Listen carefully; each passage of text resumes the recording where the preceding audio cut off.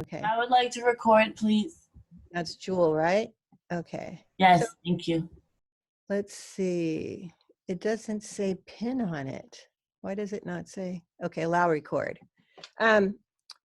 When you guys record, are you able to record what I'm sketching? Does it show what I'm sketching? Yeah. So you just have to pin it and then it records that. Yeah. I just don't understand why it doesn't do it for me. So weird. Okay. You didn't ask me. Yeah. I know, I saw yours blinking and I went, Latoya. Okay, I'm asking you, what are you working on? Okay, so I'm on the using an illustration textbook to create a pose, Okay. and using a photo to create a pose, and then my brand board. I've yesterday I got a lot of the stuff for my brand board. It's really exciting and really fun. Yeah. I just had like some questions. I know you wanted 2 pairs of pants. Is it possible to do a pants and a skirt? Yes, that's fine. Okay, because I don't like pants. Like I just should have said 2 bottoms. As long as it's a bottom, a skirt is fine. okay, because I was like, I just really dislike pants. That's okay. I will just go into that assignment and add skirts. It's perfectly okay. Okay, cool. Yeah, and I think that was it. But I started doing the brand board Okay. and figuring out how I want it to look and be, and I got like a lot of the information that I needed. Yeah. It was really cool too. Like, I don't know if anyone else had problem. What I looked up to get like a lot of information, and most, I guess if you have a big brand, you'll have it. But I put my brand and I put their target market. I put my brand, like, what's my brand target market? And honestly, it pulled up like people already researched it and knows like how much money the people that buy the stuff have and like when it got started. Like, it just basically people already did the work, and I just been like going through and That's just like great. finding information. But yeah, if anybody was having trouble with that, you could probably find it for your brand too. So you just did a search and that was it? Or did you go to a specific site? No, I did a search for just my brand and target market, and a lot of companies, because I thought of it because like I used to one of the things I did was with my truck, I went to a lot of festivals. Yeah. And one of the things I was doing was like promoting my truck and the festivals. So I did a lot of like researching their target markets, like festivals. Yeah. And they already had like everyone lists all their information online, like every company. So I just was like, wait, let me see if I can find it for the brand. But yeah, there was like a lot of websites that literally had like how much money they make a year, you know, who buys their stuff, what's That's the perfect. price ranges. Yeah. Yeah. That's perfect. So what brand did you choose? Masciano. Oh yeah, you've told me 20 times. Yeah. I can't remember 5 minutes ago. Okay, Leslie, what brand did you choose?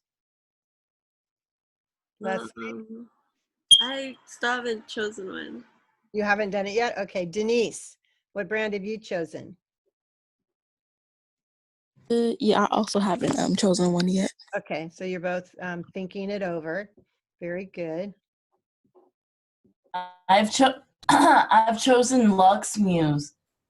How do you spell that? Luxe, and then Muse. It's one word. Okay. They're smaller kind of festival brand. Okay, perfect. Okay, let's see. Charmaine, what brand did you choose? I'm sorry, there's no E in the Lux. I'm sorry. I just want to let you know I spelled it wrong. It's Lux and then Muse, one word. Okay, crossed it out. I'm still thinking. Okay, and Haiwan, what brand have you chosen? Still thinking. Okay. Okay, Symphony, what brand have you chosen? Burberry. Burberry. Oh, I like that brand. Yeah. Okay, Burberry. Okay. And let's see. I wrote my note in the wrong place. Chris, what brand have you chosen? It's called Capital Okay. with a And K. okay, with a K. Daniela, what brand have you chosen? Affirmations? It echoed. I couldn't make out what you said. Reformation? Oh, Reformation. Okay. Yeah, you used to take the class on field trips to Reformation. Unfortunately, really? we can't do that now, but every Friday at the end of the month, they open it up to field trips for schools. And if you want to go on your own, you just call them and make an appointment for the last Friday, and they do a really great tour of their factory. Okay, Jennifer, what brand have you chosen? Okay, we're still missing Jennifer. Okay, let's see. I think I asked everyone. Is there anyone new that came in? Did I miss anybody? Okay.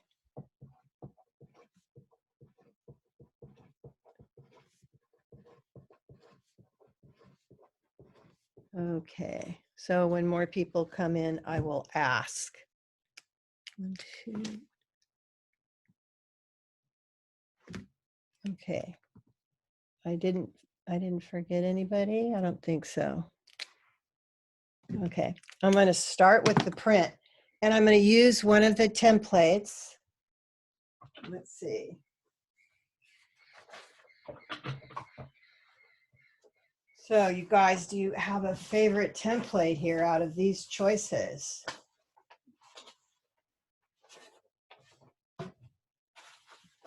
Does one of them pop out to you?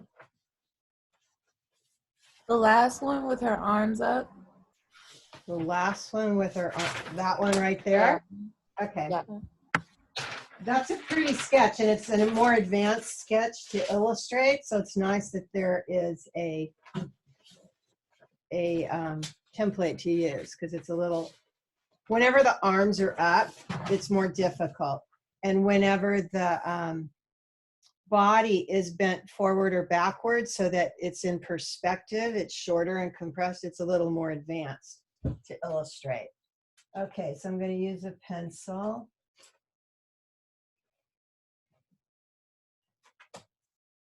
So if I was going to do this in color, let's see, let me pin mine so it's,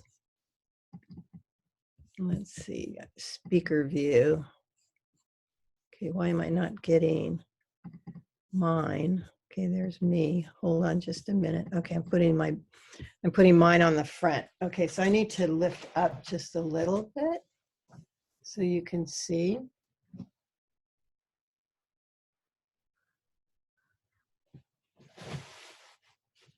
Okay. I think I'll move it over here on the page. Okay. So this pose is called an S curve because it has a nice backwards S. That's a nice pose. And I'm going to put this print on one of my designs. So I'm going to go get one of my, well, maybe I can figure it out on my own, out of my head.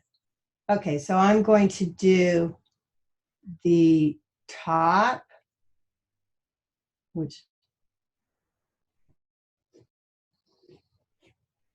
so it's draping. I gave it a little movement. I really need my flats. I remember, do you remember if it had a raglan sleeve? Hold on just a minute, I'll get my flats. Where did I put them?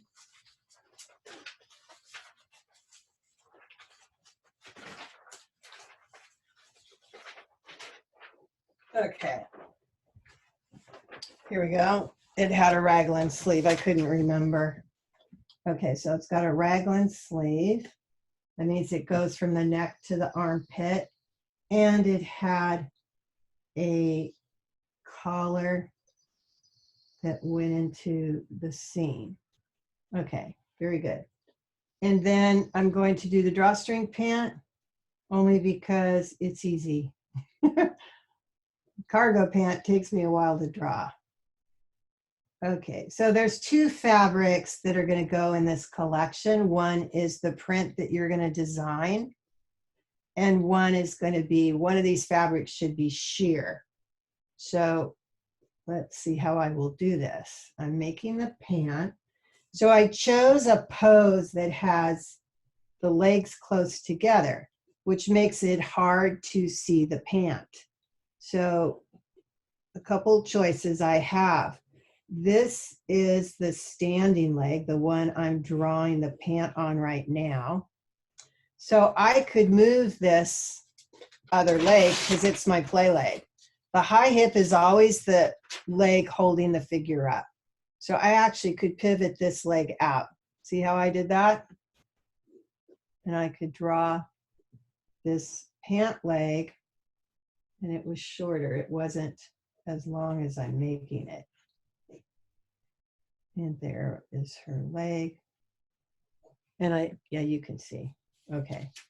So I got to shorten this one.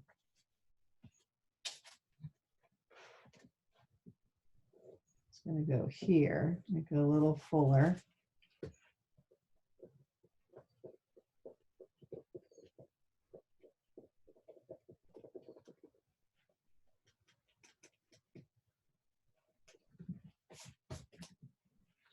Okay, so want them both to look like the same fullness. So I'm going to make one of them sheer. Should I do the pant or the sleeves? What do you think I should do sheer? Or I could do the top. The sleeves. The sleeves. Okay, so that means I'm going to see. Can you scoot it up a little, please? I'll scoot it down. Is that what you wanted? Thank you. Yeah, Okay. thank you. Sure. Okay, so now I've done the sleeves, but I can see through it. So I can tell this fabric is a little see-through. Okay, so that's going in there. Okay. Whenever you sketch, it actually helps to lift your page up slightly. You can throw a book under there or anything you can find. Let's see what I can find. I don't know if this thing will work. Anything to lift it up a little bit. It will make the angle that you're seeing it more realistic for the figure. If you sketch on a flat surface, it's going to stretch out your sketch and distort it slightly. So it's always nice. You can get a textbook and put underneath it. But the fact that I don't have to create this figure, that this figure's already done, makes it go a lot quicker. So you want to collect your poses and have them available when you're going to create. They sell sketchbooks that already have figures in them that are in a light gray ink, so you can just draw right over the figures and create ideas. Okay, so here's her hair shape. And the nice thing about that hair shape is it gave me a diagonal. Okay, I'm missing, I didn't do the weighted leg at the bottom. I'm just missing that. Okay, so it was this one. Okay. I made one leg a little bigger than the other. I just make it a little slimmer. There we go. And that didn't take a long time. So that will be saving you time, but I'm not having you do that yet either. But this we'll do for the next collection, we'll do some figures. Because now that I've asked you where you're at, it gives me a better idea if I'm scaring the heck out of you with all these homework assignments. Okay, so now I have my figure. So if I want to make this look sheer, one of the things that helps it make sheer is to leave a lot of white space. So if I'm going to color this fabric. Can you pull it down again? Oh, sorry. Thank you. Sure. So I'm just putting a little bit of tone down. Okay, let's see. Looking for my blender. which hopefully it's in here. Yes, here it is.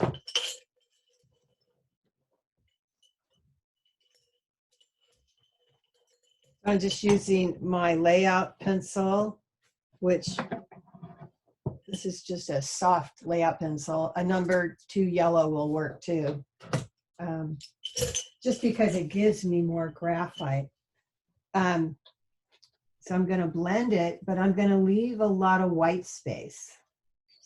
So it's only partially shadowed. So that helps it read sheer. And if I was doing this in color, I'd be doing the same thing, leaving it just with color, but a lot of white. That helps it read that it's see-through. The other thing I do, especially when I'm going to add a print, is the first thing I want to do is shade it. So whether it's with pencil or whether it's a color illustration, I would come in with some shadow first. So the shadow could be a light gray. No matter what color garment it is, I could put a light gray or a light beige shadow. So that's what I'm doing here. I'm putting more shadow on the right side, which is establishing the direction of the light source, just because I have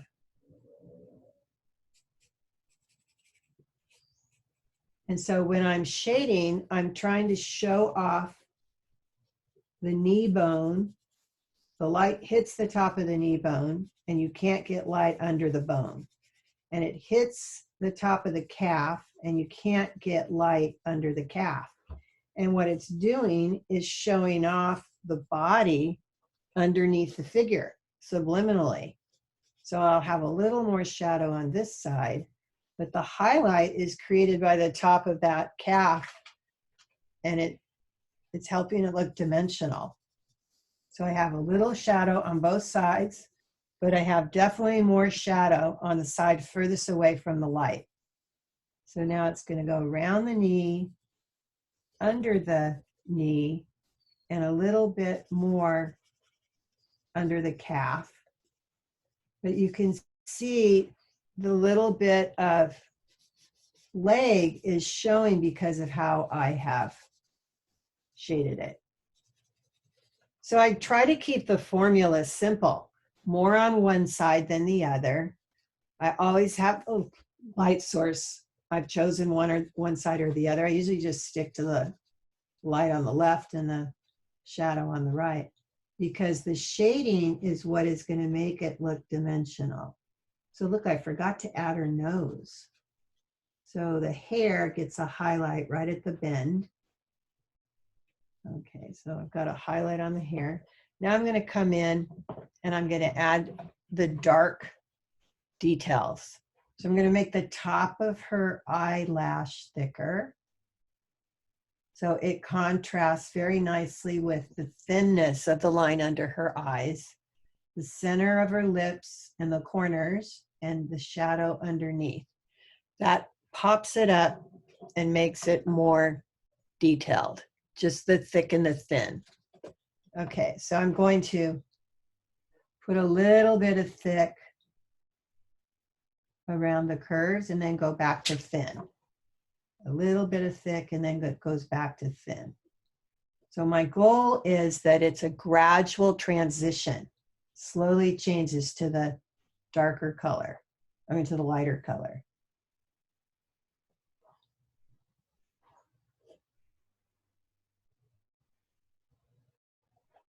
Okay. So I want a shadow on the hair, shadow at the crown.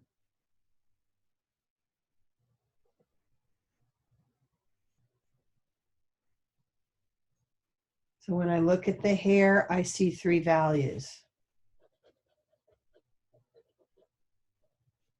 Highlight on the top of the mountain, shadow closest to the face, and I'm going to put a little detail for the nose. The nose is pretty close to the lips, and it creates a triangle. If you could see, it creates a triangle here. The eyes and the lips are about the same size. The eyes are also at a half a head. So you want to make sure that the top of your head is high enough so that it's halfway from here to here and then halfway there to there. My hand's covering it, but I can see. I'm making this a little bit more of a trapezoid shape.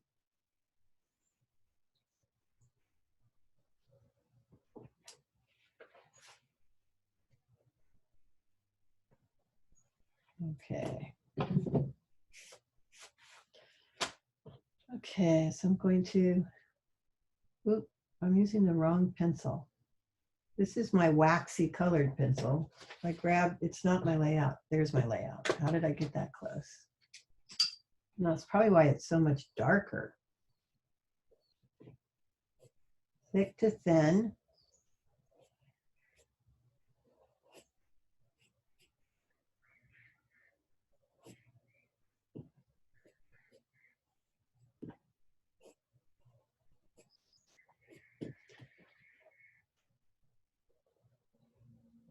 So you can see it started dark and then tapered to thin.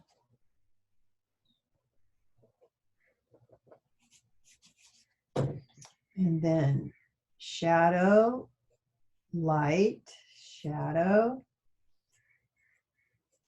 And it goes back to thin.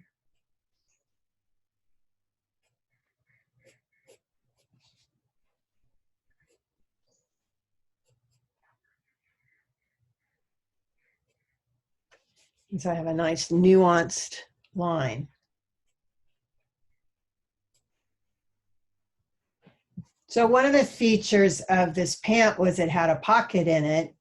So I can't see the pocket because I don't have a hand to poke out of it. A little bit of movement in there. I could throw something in her pocket, but it would probably make it confusing. So I'm going to put a little shadow created by the pant on the leg and a little shadow here. I'm going to think about what kind of shoe do I want her to wear. Anybody have any ideas? No ideas this early in the morning. Sneakers. Oh, sneakers. That's a good idea. Okay, I'll put some sneakers. Okay, so I'm going to give it some roundness, wrapping it around. And do that here too. Might show a little bit of the back. Some ties.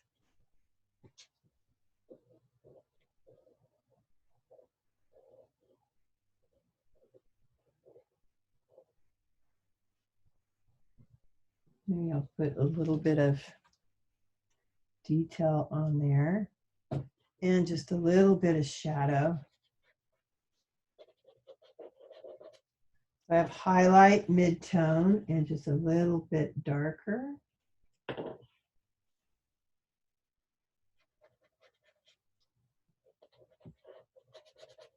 On one side than the other.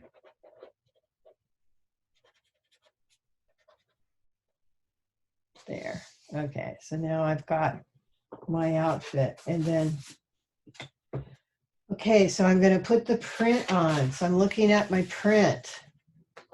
So what I do is I try to scale it down to size. So one of the things I do is I put my hand up to it.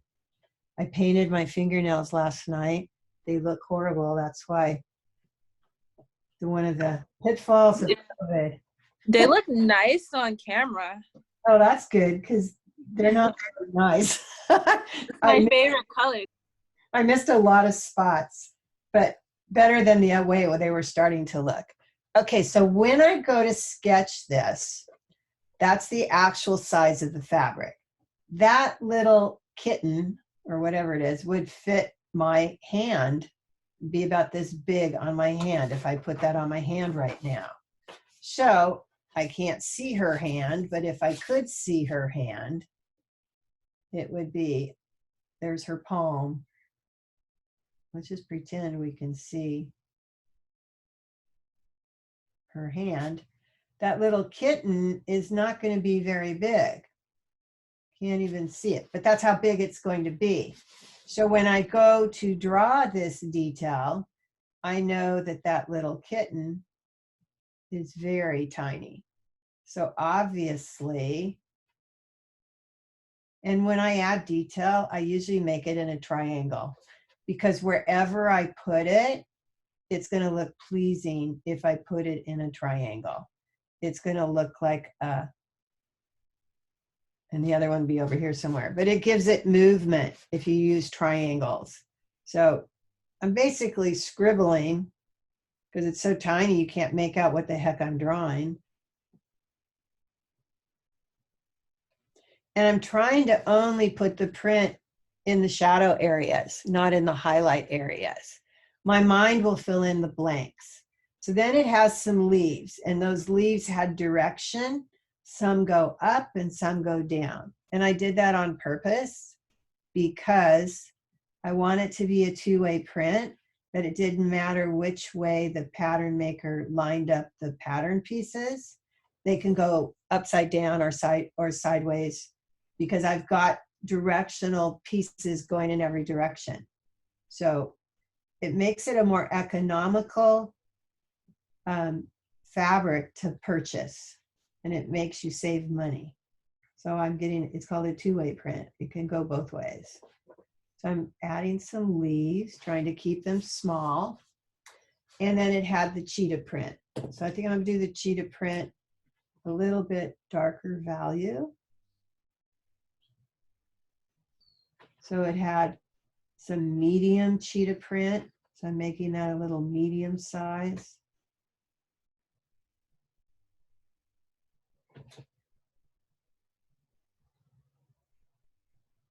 And then it had some little tiny ones. So I'll do a few little tiny ones, putting them in like little triangles. So the point of doing this print is to show you I don't have to cover the whole thing with print. I've only put it in the shadow areas, and I'm getting the idea that it's an overall print. You do have to put in enough detail that I can tell what's going on. So one of the other details it has is that little flower. So I can draw that little flower. And that little flower had a stem.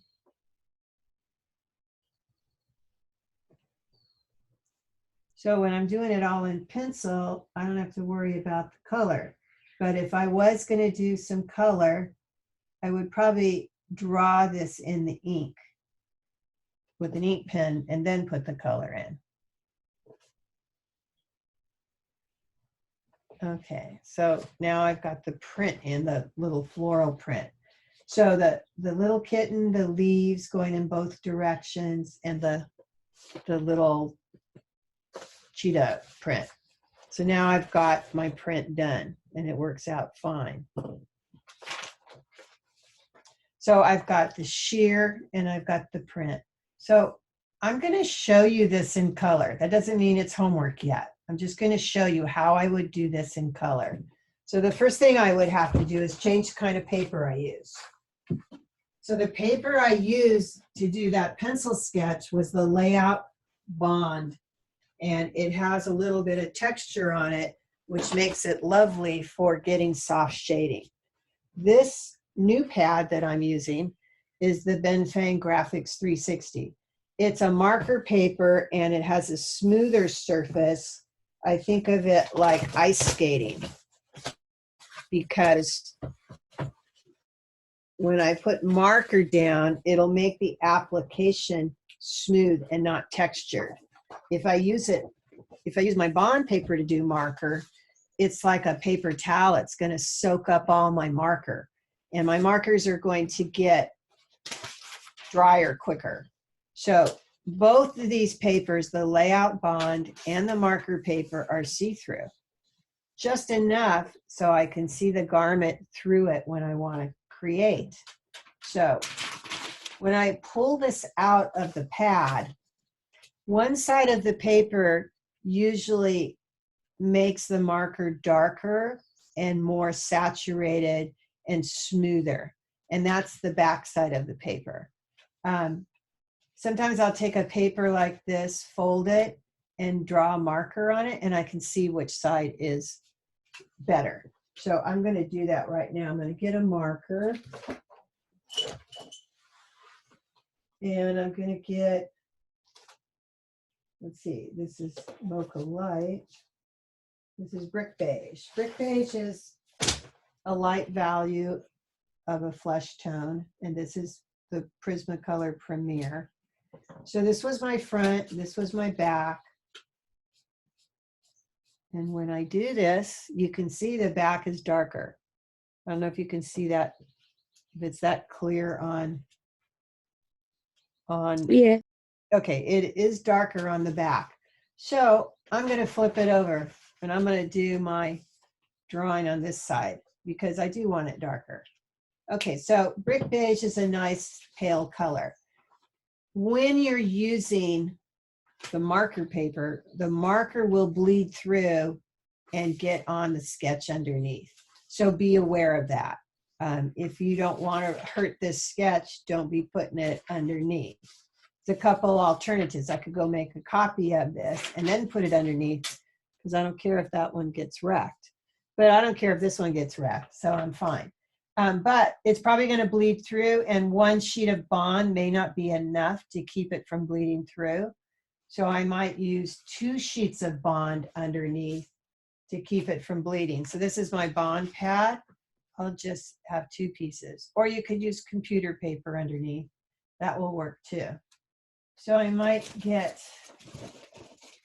I might tape it down like I do my flaps, just so it doesn't move around when I'm creating. So there's a couple ways, there's more than one way to do some illustration. It's kind of like the computer. You learn one way to get something to work, and then there's a couple other ways you can do the same thing. And then you learn about shortcuts. So one of the ways to keep the lead pencil from smearing is don't put it down. Just do an overlay and do your lead pencil drawing on the other paper, and then you won't get smearing. Another way is if I illustrate it on my marker paper and I've got the lead on the front, I just flip it over and make a reverse figure because I can see through the paper, and then it won't smear. And I'll be demonstrating that too, but right now I'm just going to demonstrate what I would do if I added color. Okay, so I've got it taped down so it won't slip and slide. I'm going to put this right in the same place. Okay, so I'm going to use my marker. I've got this little thing here I could turn on. Let's see. Yeah, I could turn that on. That helps. Would it give you more light, or is it pain in the neck? Okay. Oh, so it looks like I'm gonna, oh, I'm not. That, oh yeah, it is on the wrong side of the paper. Let me move my paper. I don't want that thing in the way. I can chop that off. Okay, so now I've moved my paper, taped it down. Okay, I'm using the beveled edge. When you draw with the beveled edge, you have a fat side and you have a thin side. And then you can move it, you can chisel it, or you can make it like a paintbrush just by twisting it. So I'm going to come in here and with circular motion, I'm going to fill in the area that is flesh. And this is a brand new marker, so it's nice and wet. And so when I get to the sheer part, I don't want it to show as Move it a little. oh, sorry. When I get to that arm that's see-through, I don't want it to show a lot. So I'm not going to put my marker on it yet. I will eventually. So what I'm going to do is, this is a brown pencil. I'm going to lightly just draw that arm so I can see where it is, because I will flip the page over and do the flesh on the other side. so that it'll be lighter. Okay, so I'm doing the ways. I'm actually going in circular motion until I get close to the edge. And then I turn my edge and just get the thin line, which is easy to do. I'm just turning it. And now I'm fat and I'm doing circular. Okay, so now I've got the flesh. I'm gonna go down here. I've got it taped, so now I gotta untape it and move it so you can see it. So your goal is to get in that line, make the edge not shaky. So that's why I use this side of it to get it a shape. And then try to go in and not go past that line. If you make mistakes, which is very common, it's fixable, so don't worry about it. I like to fix mistakes. So once it dries about 10 seconds and you add another layer, that layer will be significantly darker. So I am just going to show you with a line. That's my first line. When I come in now, I've waited about 10 seconds. So when I do my next layer, it's going to be darker. So now I've created a cylinder that looks like the light's coming from over here and hitting the top of her rib cage. On her neck, I'm going to add a little bit more. Now it will get lighter as I it, can see her neck. it will get lighter as it dries, and that's okay. I'll just come in and darken it up a little. Okay, so far it's working. And maybe the inside of this arm, I'll put a little bit more so you can see the flesh. Now down at the bottom, I'm going to do a little triangle, a little triangle. So that's just waiting 10 seconds. So I'm going to come here and draw it again. So what you can see is this was one layer.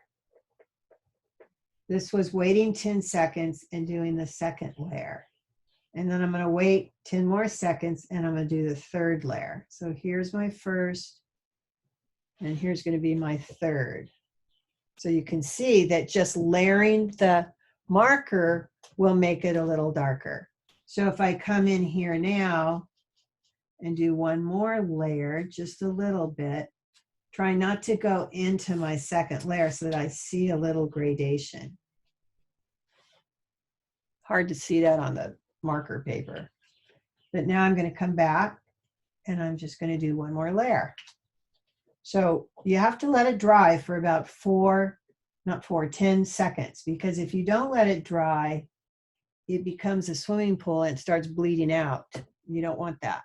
So you got to let it dry at least 10 seconds. Okay, so you think it's been 10 seconds? I'm gonna put another layer here. So now I've got 4 layers. So you can see I got a nice value change out of just one marker, just a little bit more. If I wanted a little more contrast, I could put 2 layers, wait 10 seconds, and then I'll put another layer on the 4. But let's say I'm impatient and I don't want to wait. So one of the things you can do is your waxy pencil. So if I take the waxy pencil and gently stroke it, I'm going in one direction. I'm lifting up, going 1, lifting up, going 2. And then I put marker on top of that. It's going to blend that waxy crayon, and it's going to break it down and create a darker marker. So that is another way to get that 4th layer a little darker. Plus now I have the waxy crayon pieces sitting on my marker. So I can take a sheet of bond paper or computer paper. The bond is better because it has the texture. And my bond is underneath, so I'm looking for a scrap of bond. But once you put it on the scrap, let me just move this. Once you put it on the scrap, you can clean off your marker and all that waxy brown comes off on a textured piece of paper.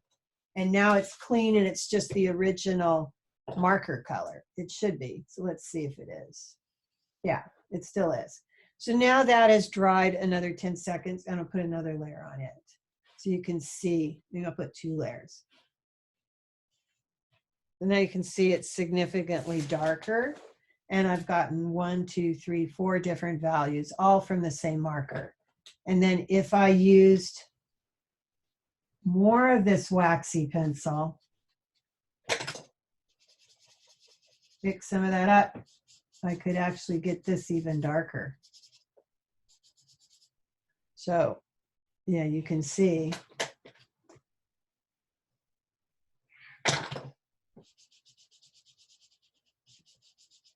So usually if I want to add the dark pencil, I'll use a sheet of tracing paper to mix. Let me go get a sheet. Should be under all this. Here it is. No, that's not my tracing paper. Tracing paper, got it. Okay, so here's some tracing paper. The tracing paper makes a nice little palette. So I put some waxy pencil, the Prismacolor Premier is what it is, and I blend. Okay, so I've got my bond paper and I've got my waxy paper. I can dry it off a little so I have control of it. I'm gonna dip into it, dry it off, and then I'm gonna put just a little bit of that darker brown in my illustration. And it gives me a nice contrast value change. I could do it with 3 different markers. That's another way to do it, but those darn markers are expensive. So if I use 3 different markers and each one was a little different, I could create the same thing. But now I've created a little bit of depth with 3 values. So I'm gonna put my pencil and I'm gonna just lightly do a little bit more because I really like the contrast. And then I'm gonna blend it. So now I'm using that fine tip so I can just blend it.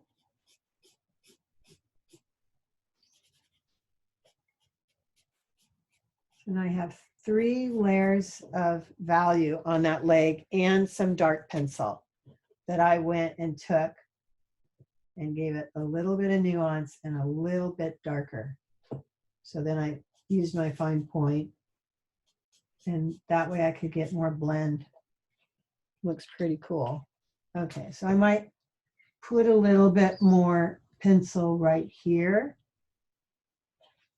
and then blend it out. So that also creates a nuance just by blending the pencil.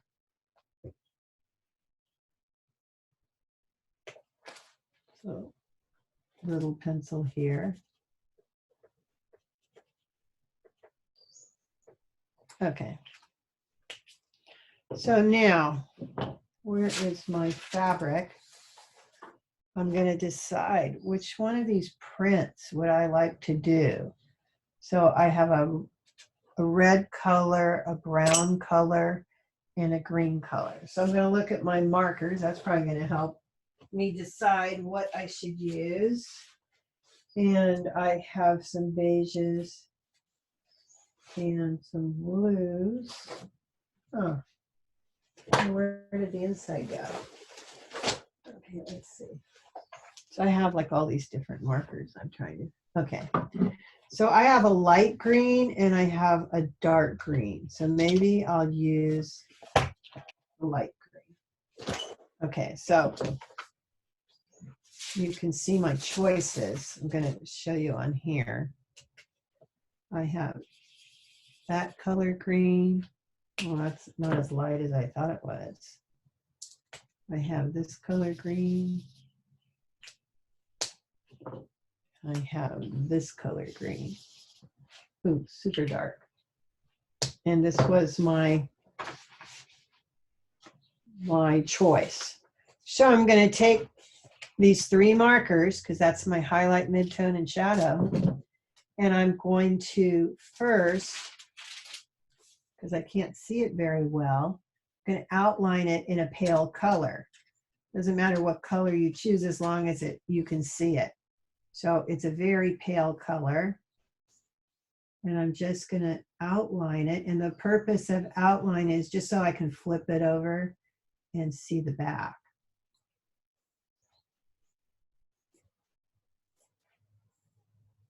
Okay.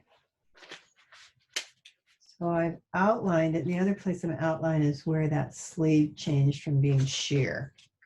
Okay, so I don't even know if you can see where I outlined it. It's kind of hard to see, but I can see it. You'll see it in a minute. So I'm pull this off. I don't need it anymore. I'm going to flip this over. Yeah. Now I can still see my drawing. You may not be able to see it, but I can see it to color it. So I want the lightest color possible. So I'm going to use this light color and I'm going to put it on here. I'm going to throw my second sheet of marker paper under this because I don't want to wreck my pad of bond paper. I don't want it to bleed through. So I'm going to make this a little bit darker so you can see. And so using the back side of the paper is see-through. It's going to make the other side a little bit lighter than this marker gives off, which is good because I want it lighter. Okay, so now I'm going to start applying it. So I have some choices. I could just apply it in the shadow areas so I can just see how it looks. And so as I'm applying it on this side, it's very grainy and speckled looking. It doesn't saturate smoothly. And that's because it's actually on the front side of the paper. We flipped it over, remember? And that side, okay, so let's see now. Yeah, it gave me a much lighter tone. And I left some highlights. So I have to decide, do I want those highlights? It's okay, I like it. Okay, so I'm going to show off my gathers. So now I'm on the front side, the shadow under the knee, shadow under the calf.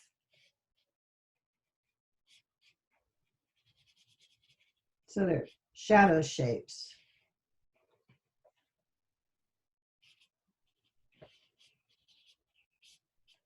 Triangle shape.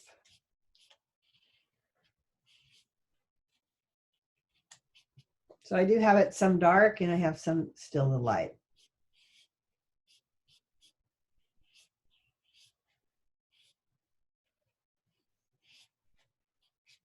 It wrinkles when it hits the knee. So I put a little bit more movement in there, but I've layered it.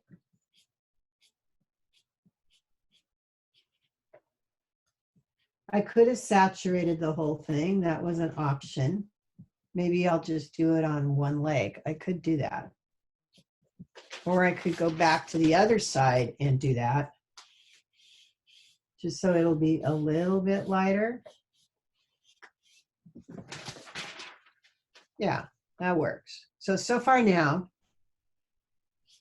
I've created some value change by going on the back side, which gave me a lighter value, and then going on the front, which gave me another value. So here's my first value.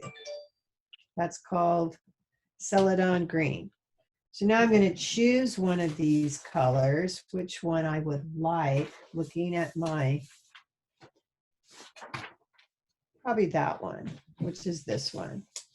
Now I can go back to my tracing paper, which is a palette, and I can use it to mix colors. So if I put some of this color on the tracing paper, see it's wet and it kind of sits on the tracing paper. And I use my lighter value, which is now going to be my paintbrush, and I dip into the darker color, and it mixed the two colors. And then I add it on top, and I'm creating a little bit more shadow.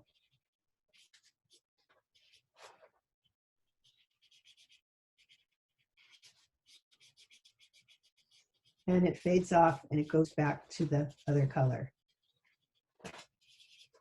But it's building some value change.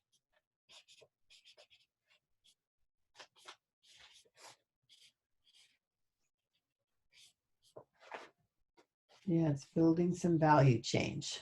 So far, so good.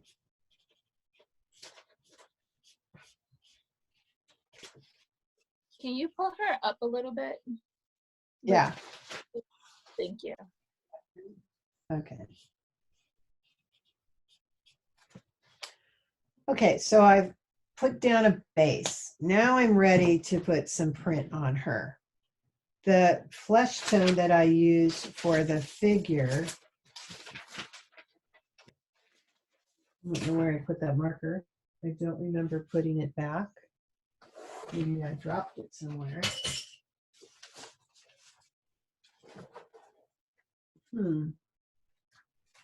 Yeah, I do not remember putting it back. Oh, here it is, right in front of me. Okay. So remember, I was going to fix the flesh so that you can tell it's see-through. So I'm not going to draw on the right side of the sketch. I'm going to draw on the back side of the sketch.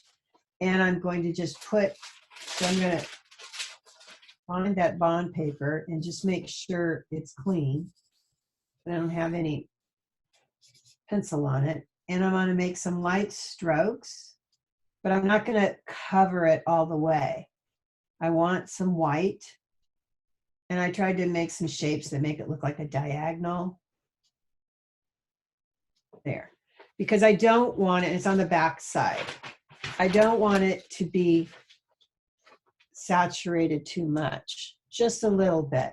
So when I add the garment, it's going to look like something is creating that to be lighter, and it's going to help it reach sheer. Okay, so I'm going to put my figure back up.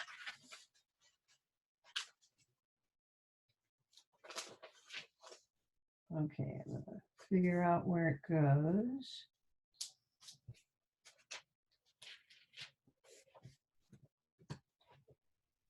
Does this look fun to do? I think you're going to enjoy when we add clothes and color. So I have my brown pencil. I have my black Prismacolor pencil. I could use either one of these to draw with, or I could use my ink pen. I have a 03 and I have a 08. I don't know where the 08 went. Maybe I didn't have it here in the first place. Okay, so I can use either one depending on which I think will look better. So I'm going to just come in. I'm going to use the ink pen. And I'm going to create my garment. And all I'm doing is tracing. So it's not that hard because it's already been drawn. It wraps around and might have a little fold. I'm expecting it to stay up there.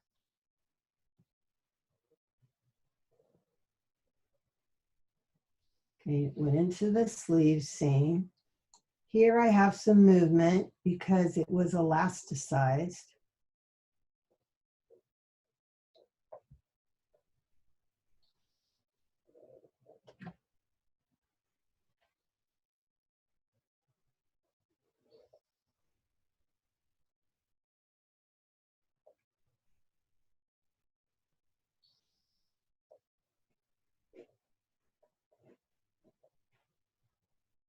Crotch seam, some folds created from the high hip, might wrinkle right there on the silhouette side, bends around the kneecap, and then it turns. The calf gives it a little directional fold.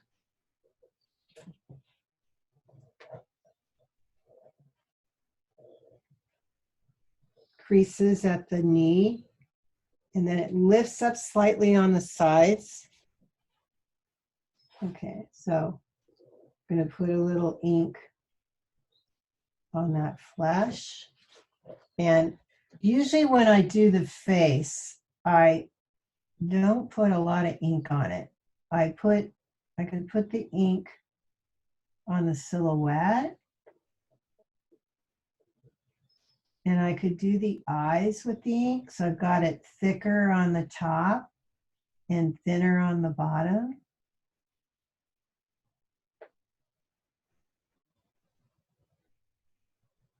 But I might choose to do the rest of the face in the pencil.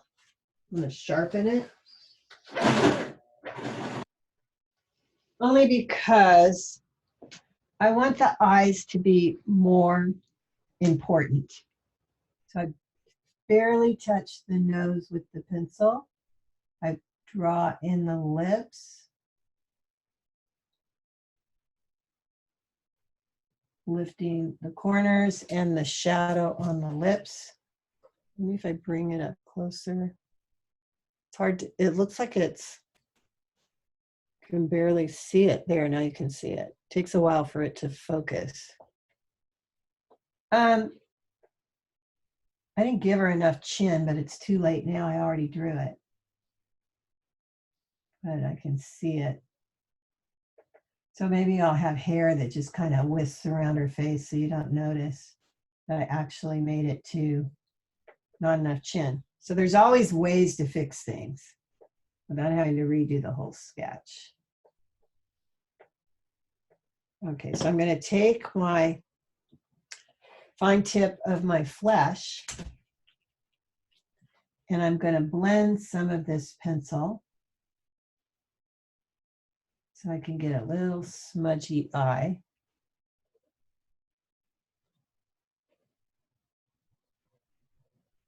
And leave a highlight on the lips. Okay, so pretty good. And then I'm going to create the hair color. So maybe I'll put a little bit of pencil behind the ears and a little bit of pencil at the crown. So far, so good. And I'm going to pick another color. So I've added a little bit of shadow. I'm going to pick another color. It's called Ballet Pink. I'm going to use Ballet Pink. You can do whatever you want. Okay, so I'm going to take the beveled edge and I'm going to pull some of that. I'm scrubbing and pulling some of that brown. And I'm making sure I leave a highlight.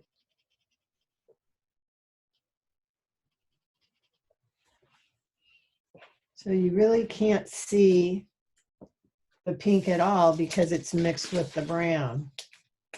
So I might put a little more pink because this is the color that I just put in that hair and you could barely see it. You can barely see it. So I'm going to dip into the pink and I'm using the beveled tip. So I'm using that tip and I'm getting just a little bit more color in it.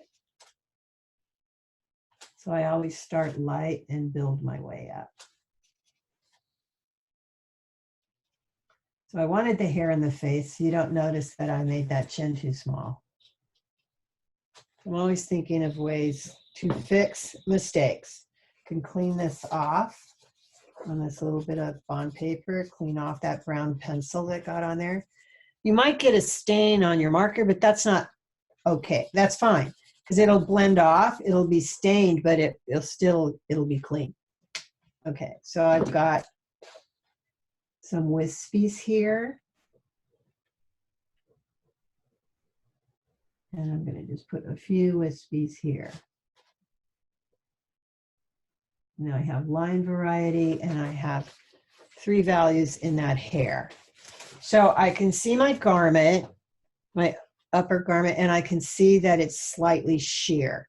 So let's say I want to make it that same green color, only slightly sheer.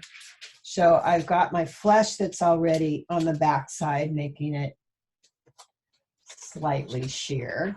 I'm going to flip this over, and I'm just going to add a little color, but leave a little white.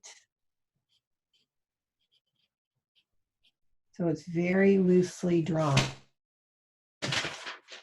Yeah, now I've got it looking sheer because I added more white. I might want to put a little bit of color, not much, just maybe in some of the wrinkles, and it will help it read that it's sheer.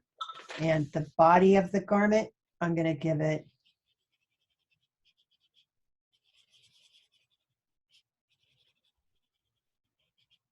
more solid.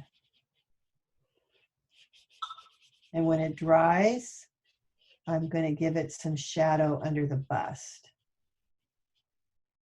But right now I made it solid, and I have that little bit of highlight. Might come in here and add a little bit more dark. Okay, so I'm going to clean up my arm so that it looks smooth.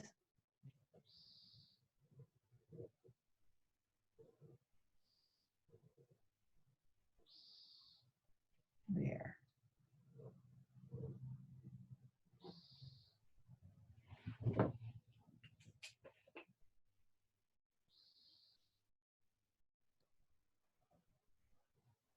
Even more. I might give her a little bit more color in her lips with some red pencil. Take the tip of that flesh and just pull some of it across.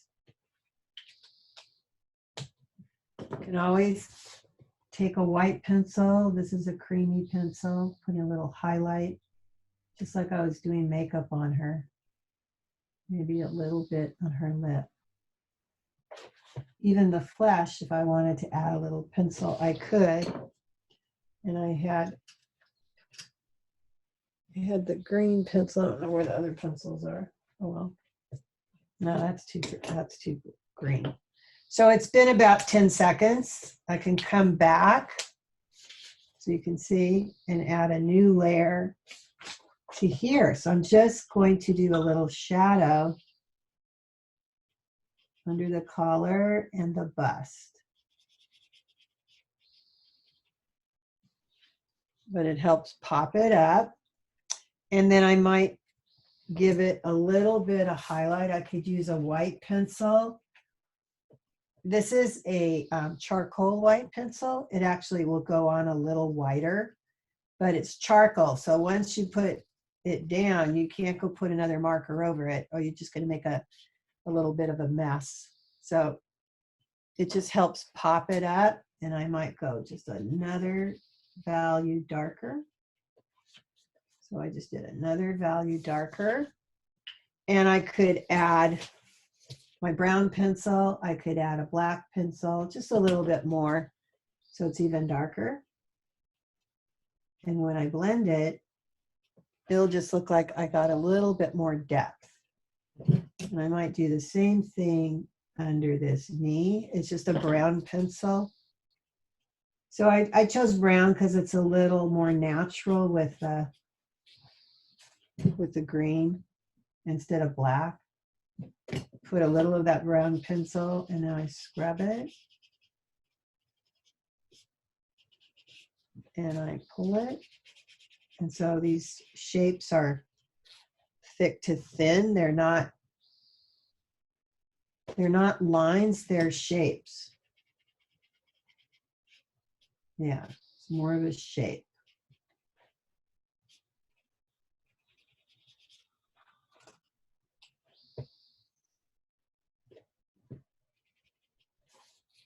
Okay, so I put a little bit more shadow on the inside, but I can definitely tell it's sheer. Definitely can tell it's sheer. So the shoe, the tennis shoe, I'm gonna move it up.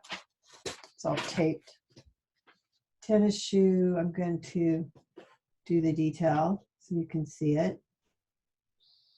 And it's an overlay, so I might make mistakes or fix mistakes that I can see now that I'm doing it over again.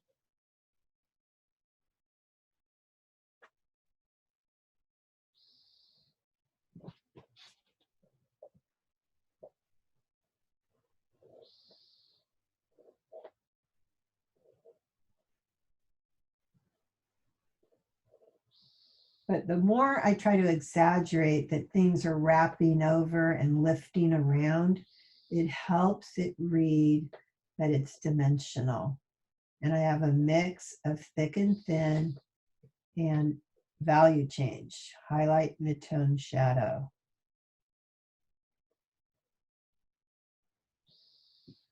Okay, so now I'm going to, maybe I'll give her some matchy socks or shoes that have a little bit of green in them. And a little bit, I want to go pull out my, so I'm going to just kiss it. Just scrape on there a little bit and get it a little darker. And if it's too dark, you can clean some off on a scrap piece of paper so you can have more control.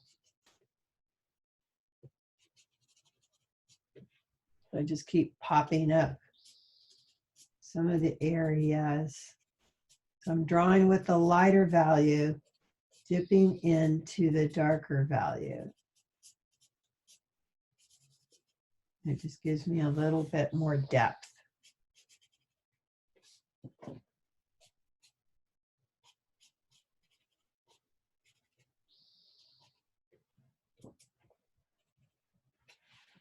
Okay, so was that fun? Fun to see how color's done? Okay, so I might want a little shadow. Let's see, that's a colorless blender. I could put with another marker a shadow, always kind of makes it look nice. And I have a choice between cool gray and warm gray. Let's see which one I like. I have warm gray.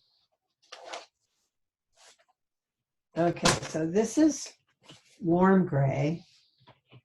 Has some beigey brown tones in it. And this is a cool gray. So which gray do you think looks better? Maybe the cool gray? So I'm just going to create a little bit of shadow. Totally up to you if you want shadow. May not even be noticeable.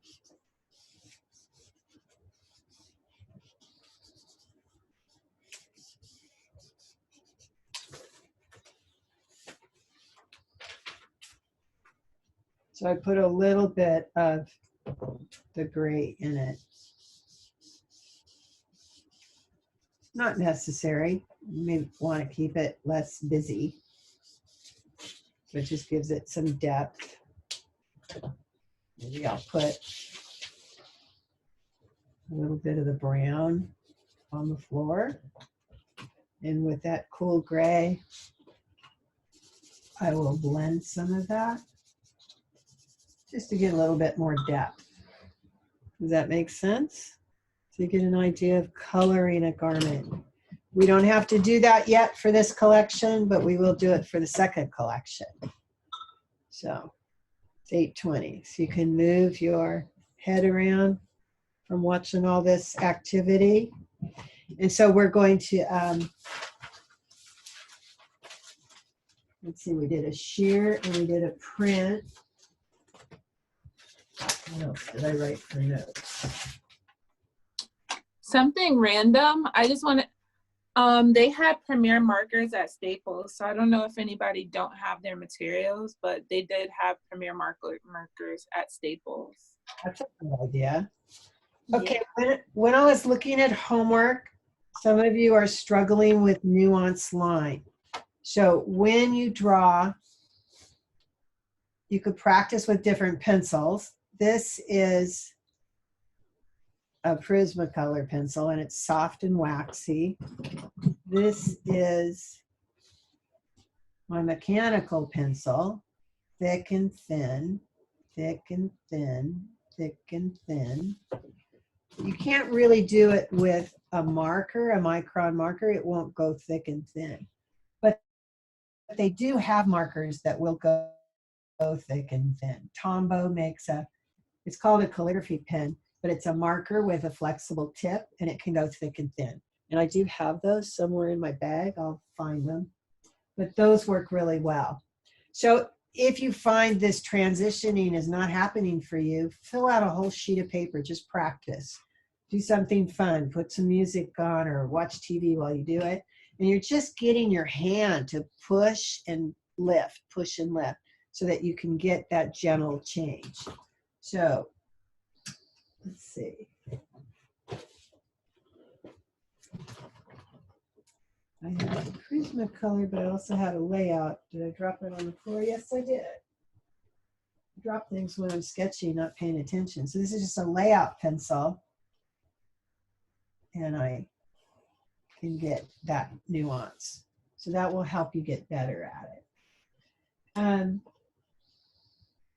I wrote some notes down when I was looking at homework of things I should review for you. One of them was the nuance line. The other one was the lips. So when you're sketching a pair of lips, I'm going to just draw a lip. I have a little pad. Bottom lip is usually bigger. And the Fashion Illustrator angles it. Sometimes it's curved, but it's a little shadow here and here that lifts up. Shadow on the pad helps it look more fashionable, and a shadow underneath the lip. So usually I will shade it. So I will go to the top of the mountain, leave a highlight, and one lip I'll choose to make darker than the other. Okay. So if this was going to be a 3/4 face, then I'm going to cut this right here. And I'm going to get the same, that's called the widow's peak. And that is my 3/4 lip. This is a front view, this is a 3/4. And if I cut it in half, it would look, would lift on the corner and have the shadow. Lift in the center, have the corner and the shadow. So you can see the difference between these three. So as I was grading homework, I was noticing, not everyone, just some of you, weren't getting the correct shapes on each face. So this one, this is the eye, pupil, iris.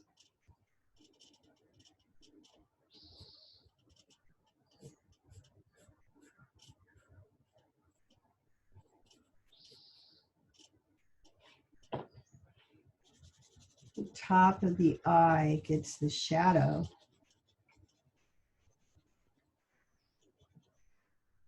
Okay, now if I cut it in half, it becomes a triangle. And now it becomes an ellipse instead of a circle. And I only see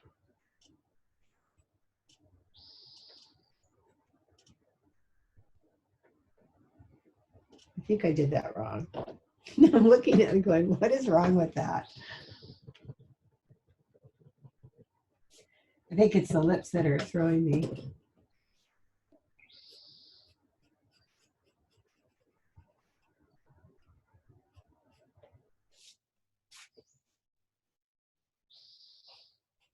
So this can be thicker.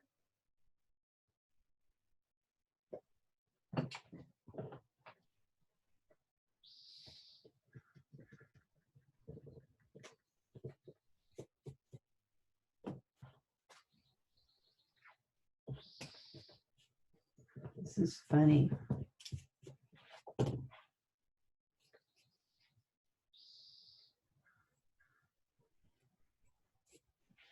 Now it makes more sense.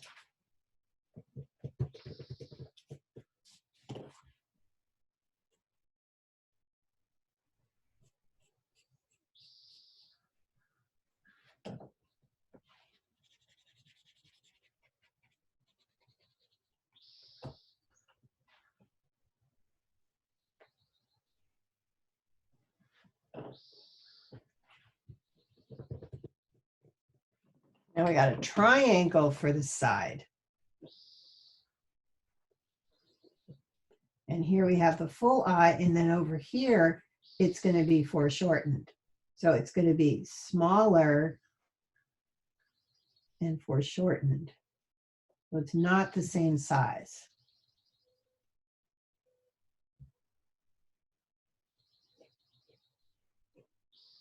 These lips are throwing it. Don't look at the lips. So you could see. You're going to see the turn.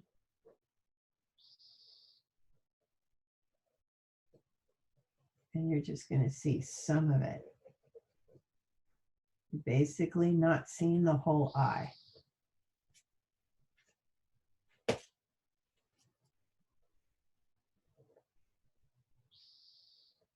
And the brow is bending. So you're seeing some of the brow, but the rest is going to the other side where you're turning.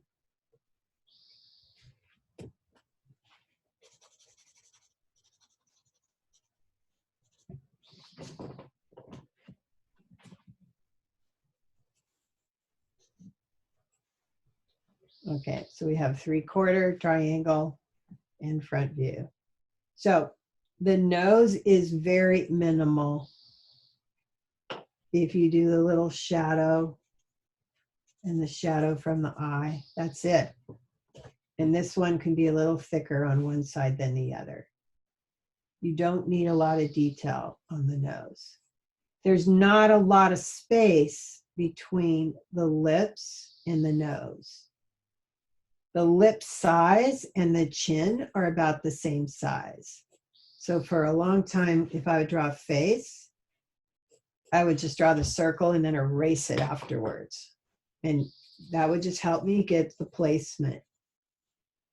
So like this fashion figure, I started drawing it, my chin kept getting smaller and smaller. So I just put hair in the way.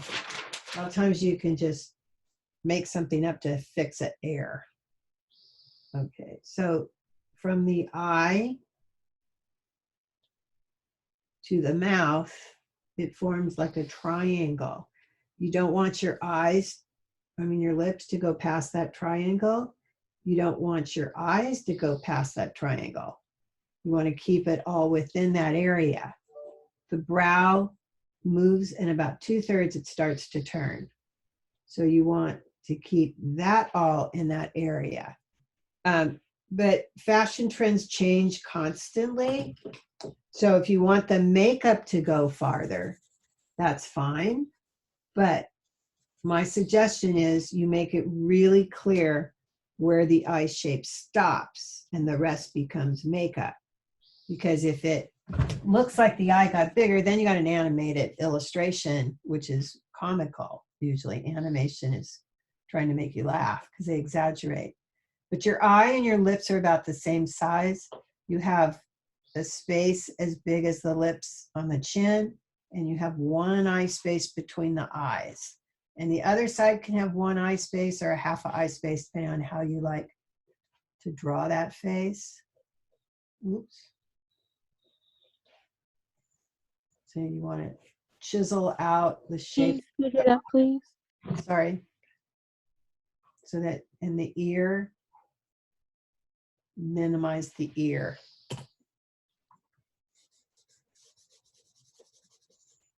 So I might erase some of this with an eraser.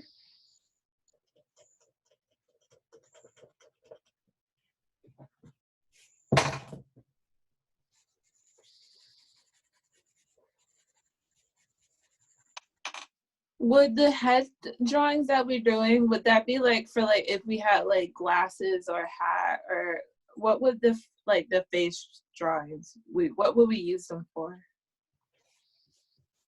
Oh, well, because usually you put a face on your figure. That's basically what you're using it for. And you're just practicing to get better at it. It's a little easier when you draw bigger and then you start shrinking down to get that tinier size. So yeah, you could use it for a hat. So when you draw your face,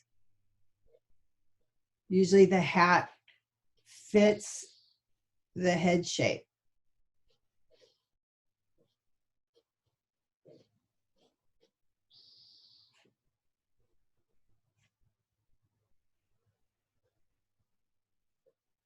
So you've got that spacing.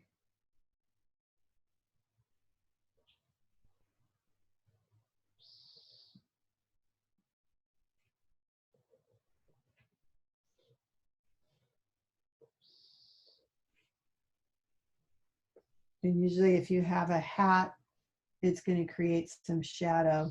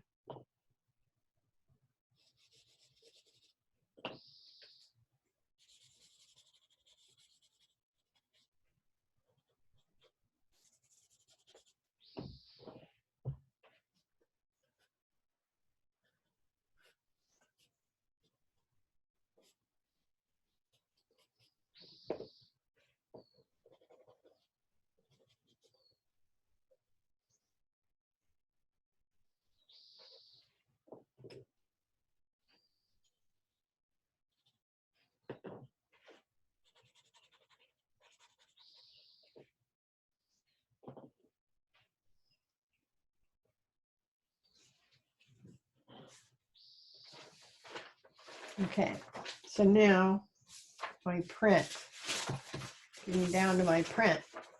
So I put the value in. Now I'm going to put the detail in. So again, I can start with the leaves. Some of them go down, some of them lift up. I can get the flowers. So if I was going to do a print this small, and I would suggest to all of you, don't do it this small. Make a little bit bigger so it's not so stressful.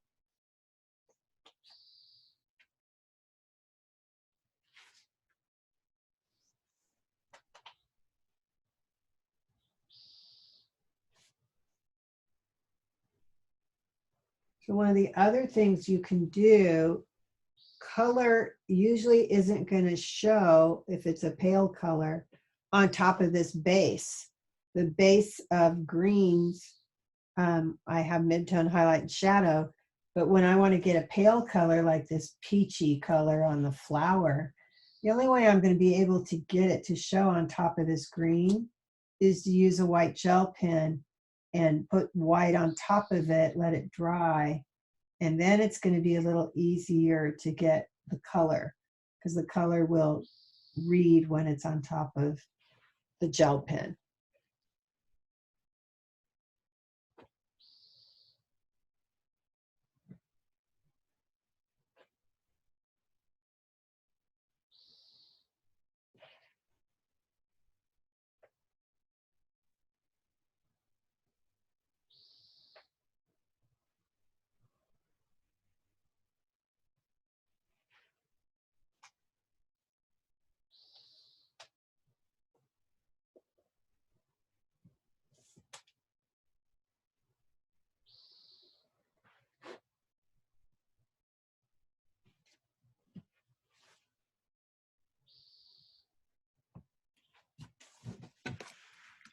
Miss Wright, I can't see what you're doing. Oh,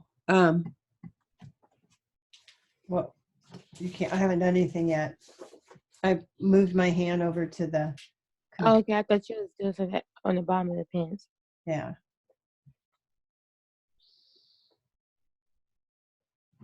So I want to get a little thicker marker, because I'm trying to show that detail. So I'm looking for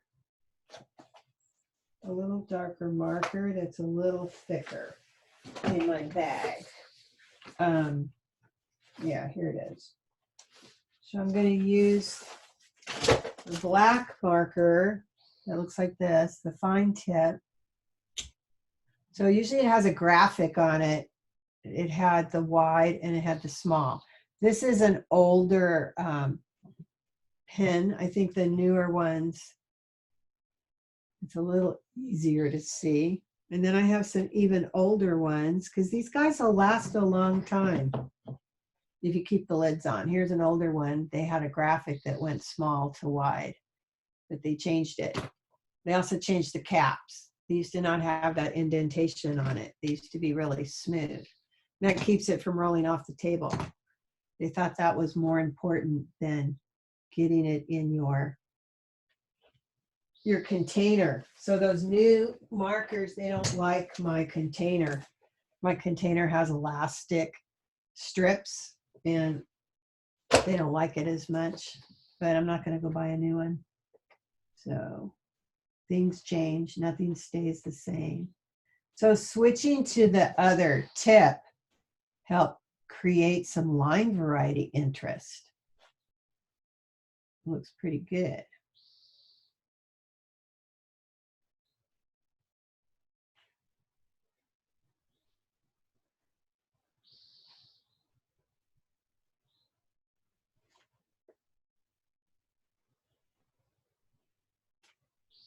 So I have my fine point and I have my thick. And then I have these little scribbles.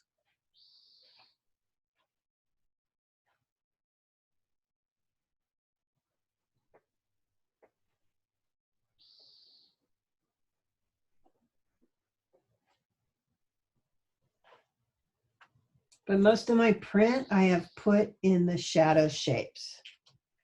I can put a little bit of detail and it just fades away.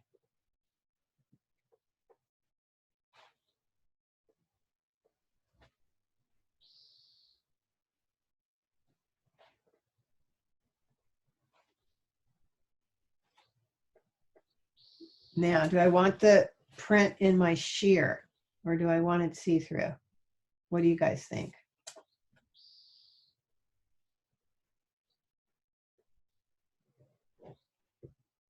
I like a see-through, actually.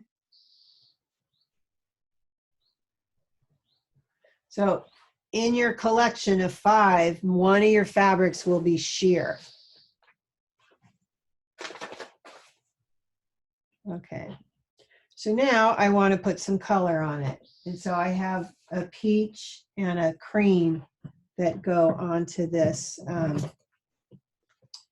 So I can draw the cream and it shows okay, but I think it would look better if I used a white gel pen. So I got to go through my bag and find a white gel pen because I didn't lay one out. So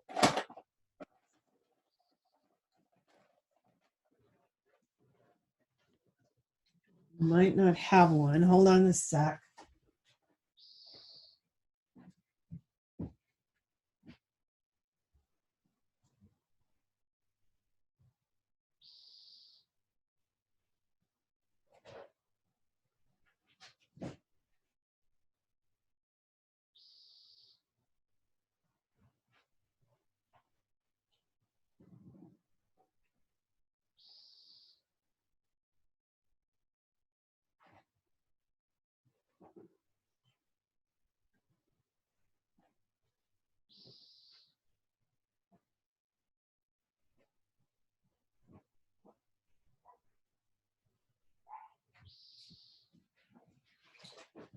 Okay, I have tons of white gel pens. So I think I wrote in the supply list what white gel pen I like the best. This one is a Jelly Roll. It's okay. It's okay for fine point. This is one of my favorites, the Sharpie. They're hard to find now. The Sharpies, sometimes Staples will have them, sometimes they don't. It's annoying. There's also whiteout will work sometimes if you can get a nice whiteout pen. This one might work. Yeah, a nice whiteout pen. That will work sometimes.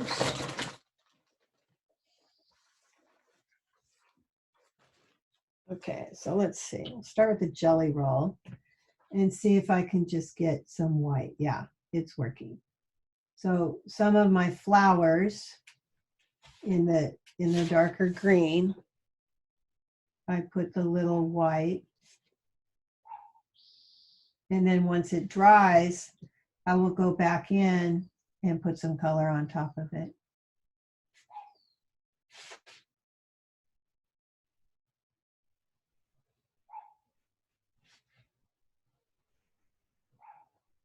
So I can see, but I picked a really small print, just meant more work for me. So if you pick a medium-sized print, it's a little bit easier.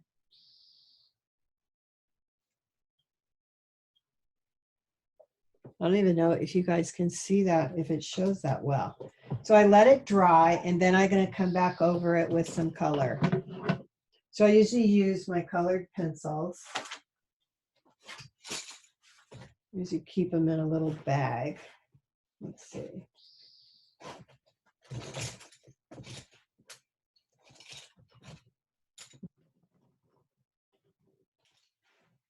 So I have a green and I have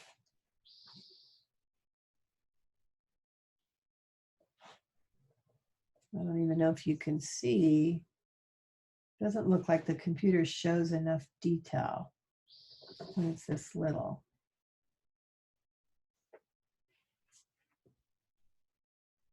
So I have some brown in the cheetah print.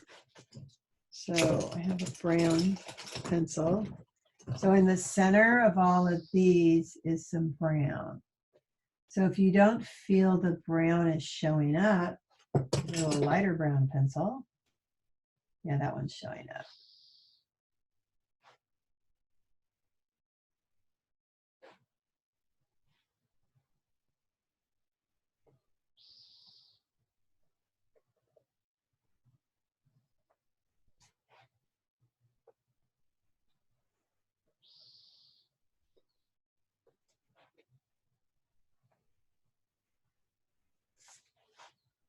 I'm going to put a little brown in her hair too.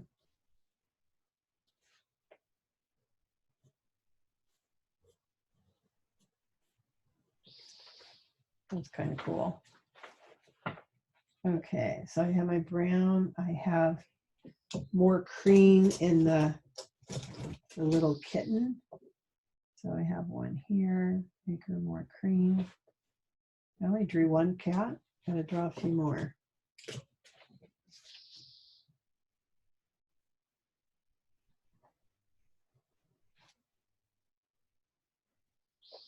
You don't have to draw all of it. As long as you have a few, your mind will fill in the blanks. So the cat's really tiny, hard to see. The flowers are the peachy color. I think I pretty much have that print represented.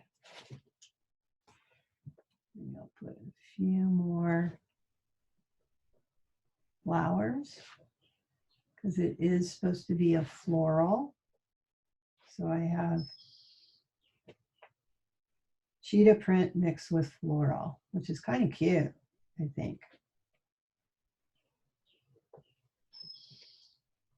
I don't think I've seen cheetah mixed with floral before. Kind of makes it a little bit more feminine. Okay, so now I've got a print.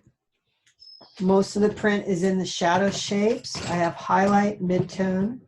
I do like to edge it a little bit more. I have this pen by Zebra.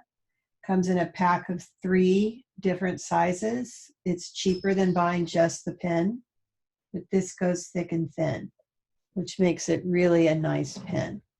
So I could go in here and just get a little bit more tonal change, and only on the dark side furthest away from the light. Yeah, and it gave me a little line variety, and it tapered to nothing. So it's kind of cool. Yeah, that is my Zebra, but Tombow makes one too. I don't think I have that in my bag of tricks today. The Tombow makes one too that's just really nice. And the Tombow is easier to find than the Japanese. This one, I got it on Amazon. Daiso used to sell it, but they quit selling it. Doesn't mean they won't get it back, but they quit selling it now. This is a eraser I used yesterday. I really like it because it has a fine tip. It's not on your supply list, but I think it's fun. I can really get into small areas and erase. I like it. So that's what we're doing today that I wanted to show you. You don't have to do that yet for your collection due on Monday, but I wanted to show you how I would do sheer, how I would change my print. So you can see it all 3 ways. So you can see how I would do it in color. So what do you think? Is it fun for you to see it in color? Is it hard for you to watch the whole thing? It looks nice. It really pops out with the color. Yeah, it's fun. It's definitely fun to use color. So I'll be doing more demos on color. Doesn't mean you have to do it yet. I know we don't have all our supplies yet, but I'll start doing some demos on it. So like this drawstring, I could make it a little thicker on one side, just so it looks like the light caused that change. And it'll help it pop up more. Any questions?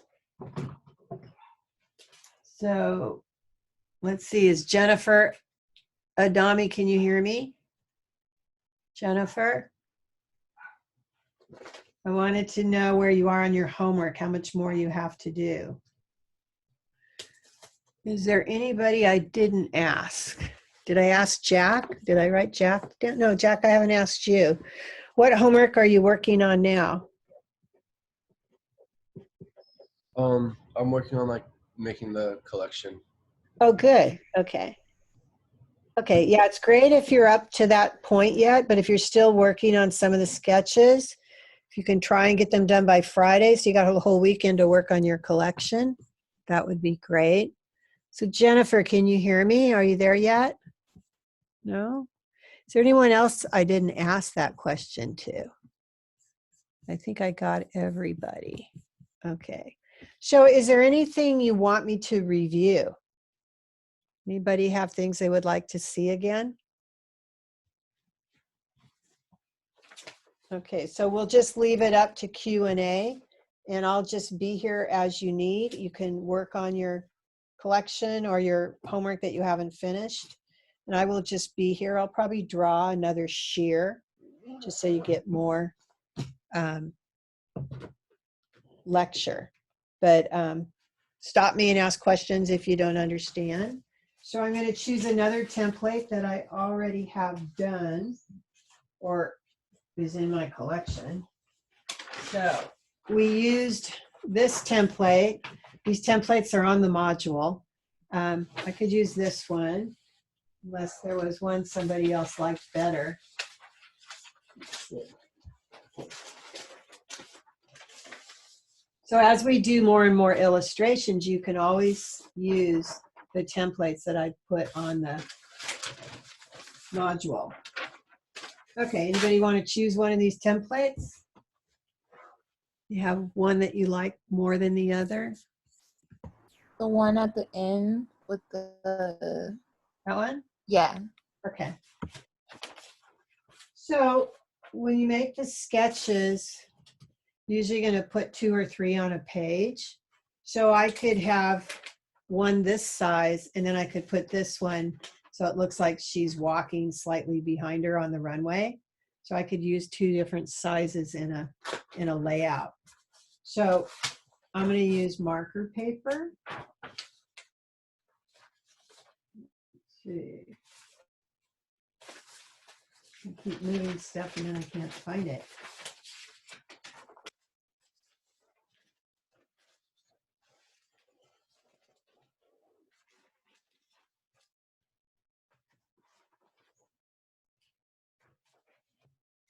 This is my bond paper. Oh. You know, it doesn't have very far to get lost. It only is an arm's length, but I closed the computer lid and the marker paper was inside it. Okay, so here is my marker paper. I'm going to flip it over because the back side is better saturation. And she is just going to fit on this sheet of paper. Maybe I'll have to, I think I'll use this figure and I'll just shorten her legs a little bit so she fits on my paper. Okay, so this time around, I want to draw one of my pieces. Let's see what I haven't picked yet. I have the top.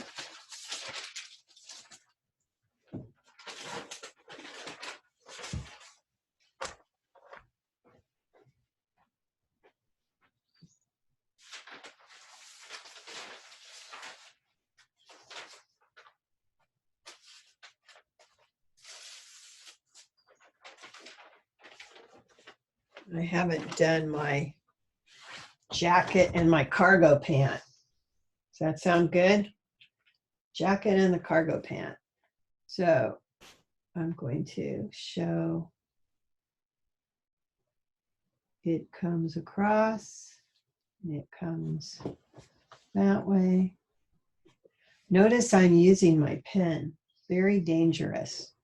Because if I make a mistake, I'm in serious trouble. Had a drop shoulder, had a wide cuff.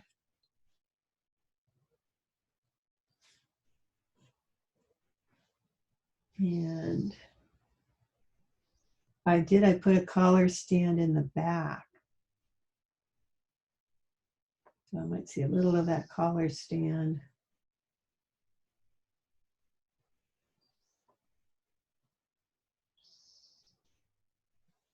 I made my buttonholes the wrong direction, which I did on purpose.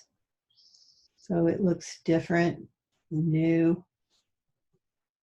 There's probably a definite reason why the buttonholes go the other way. I might find that out after I make the garment. Because my guess is that the buttons are going to keep opening. My guess. I don't really know for sure because I've never tested it. Okay, so I'm just tracing a croquis that I have. All of these croquis are on the module, so you're welcome to use them. Just saves time to have pre-made templates. Okay, I think I'll put the little hat on her. I kind of like that hat. And let me make her neck a little slimmer. She had a princess seam and one over here. And I like the glove.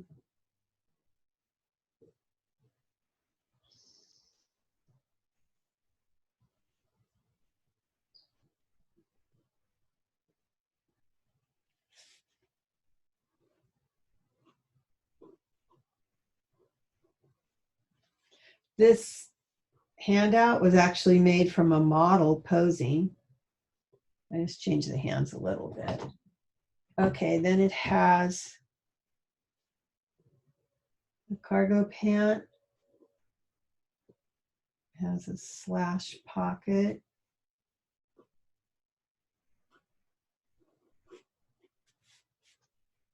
And it has a pocket on the thigh.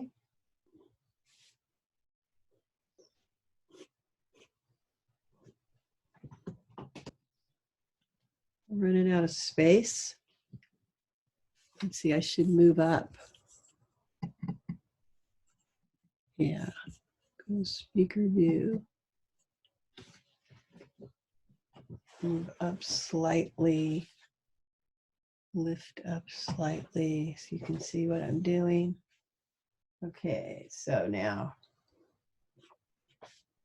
this pant is going to be a little wider, and it's a little shorter than my other pant. I don't know if I just made it too wide. Gonna have to be okay because I used ink. So much for a mistake. Okay, so I have her waist. Kind of funny to wear a jacket with your midriff freezing. But it's a lightweight jacket and she's going on a boat. So it's hot outside. So this could be a cruise or resort wear. Okay, so now I see the crotch. I'd see the side seam right here, wiggles as it goes through a crease. I would see her legs. So I'm going to shorten her legs so she will fit into my, all I did was move it down. It was up here and I need to shorten it so she'll fit in my page because my page is smaller. Just makes her look not as tall, but that's okay. And instead of these shoes, I'm going to give her some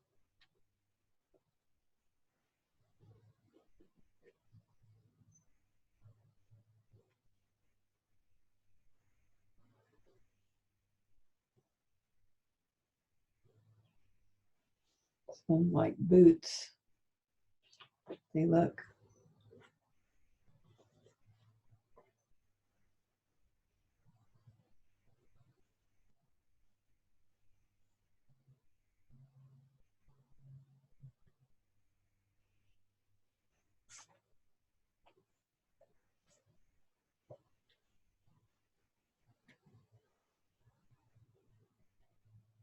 so I would say don't be doing this in ink like I am. Do it in pencil so you have more control of mistakes.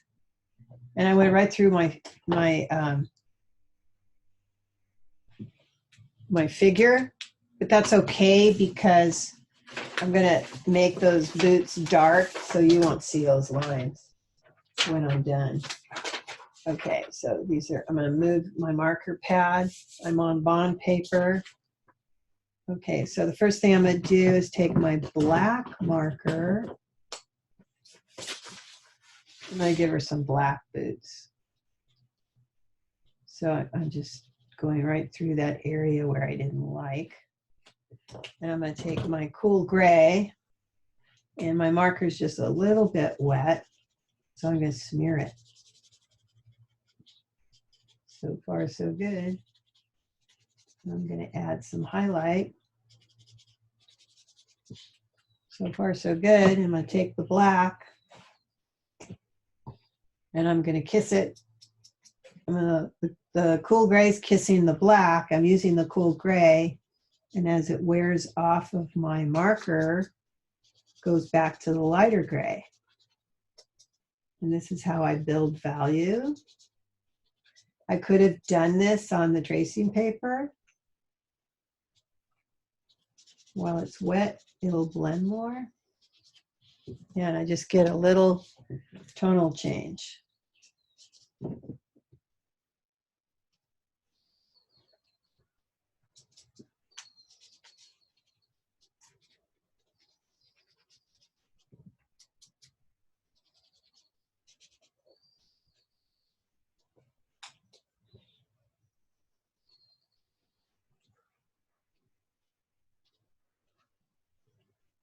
Okay, you want to make sure when you put your lids back on, you can hear the click and you know it's on tight. Hear a little click. Now, if you're like me and you have markers from many different generations, sometimes you won't hear the click and you need to get a different lid because these newer lids don't fit on the older ones. Sometimes they just won't click. So it usually means you don't have an airtight seal and your marker is going to dry out. So I have markers that I've had for a long time because I always keep my lids on. And it's really easy when you're a beginner to be concentrating so much you don't pay attention to your marker lids and you've got several markers open and they're drying out and wearing down the life of the marker. So you got to be sure that you close those lids. Okay.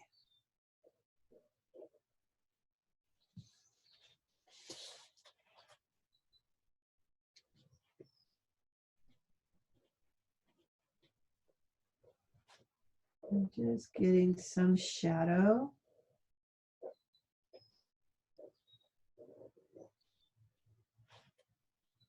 I love this pen because I can go thick and thin.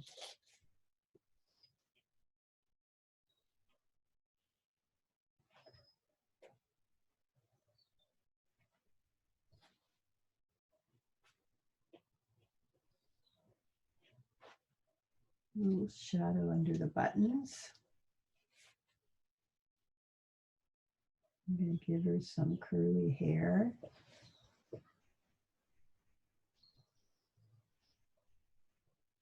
So do you think I should keep her hair tight or do you think I should have it full and flowy?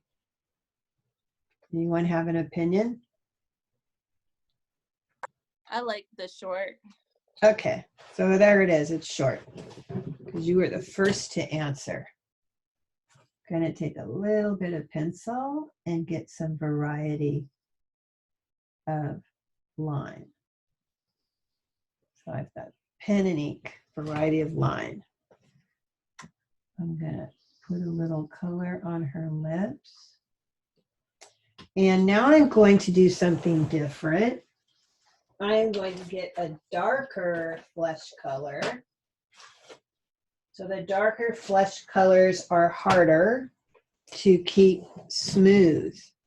A couple ways to repair that. The darker the color gets, the more graininess you will see. So you can dip into a dark one and paint it on. Now I'm on ink now, so I don't have to worry about it smearing. So I'm putting this on with Brick Beige, dipping into Cinnamon Toast, which is quite dark.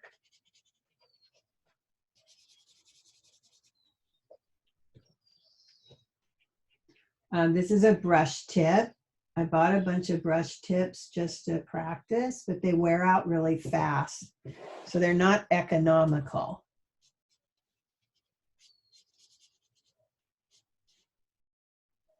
I made those gloves.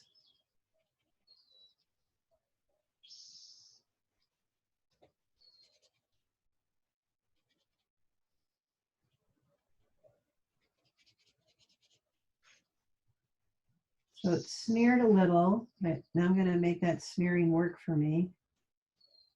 I'm just making more hair with smears, which is fine.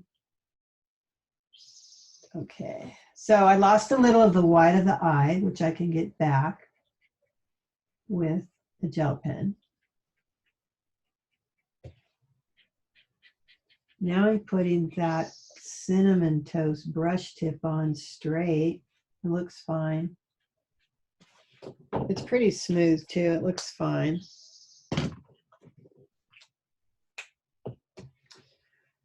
Might use a little tracing paper. Where I put it, did it hit the floor? Yes, it hit the floor. A little bit of my tracing paper. Put a little of the red. Now I'm going to try the brush tip, blending into that, and then see what I get. I don't like it. Okay, so I'm going to try the colorless blender. I'm going to use the side of the red pencil, put a little red down, using the colorless blender, seeing what I get. It's not bad. And I'm going to put a little on her face. Not bad. And it's also kind of nice. You could just put a little blush on her body. It's very subtle, but it's actually pretty. I think it's pretty. Just a little. I put it on with colorless blender. Okay, so I'm going to do this in a different color combination. I had my red and my green and my cocoa color. So this time I'm going to do the red. So the red marker is pretty strong. So I have two reds. I have a crimson red and I have a carmine red. Here's my carmine. It's kind of a peachy red. And here's my red. So I'm going to start with the lightest color first, and I'm going to go on the back side. That way, if it's too dark, I can work from there. But I'm going to use a sheet of bond paper underneath, something that I don't mind getting markers on. Okay, so I think this will work. So we'll see. And I'll just do the cuff first. You can see how it's going to look. So that's the back side, and there's the, oh, that's not bad. Okay, so I'm going to do the back side. So you can twist your neck around and move it if you're getting stiff.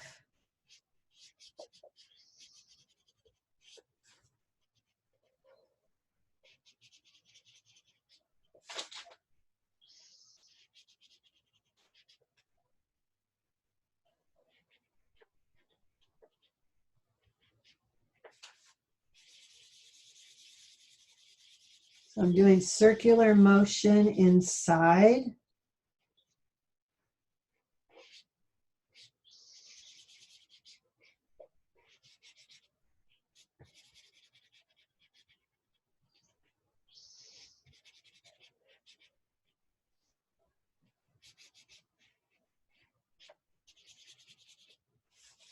Okay, so now I've got it on. I turn it around. Perfect. Okay, so there's a couple ways I could go about this. I could take my colorless blender.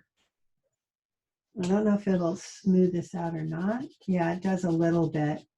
And I could smooth it out with colorless blender. And it looks pretty nice. It just takes that saturation and smooths it and makes it look like a lighter value. So this will save you money than buying several different markers in different values.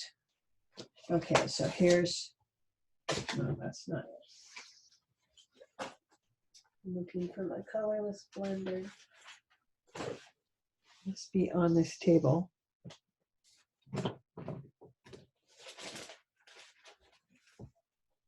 I don't know where it is. Let's see.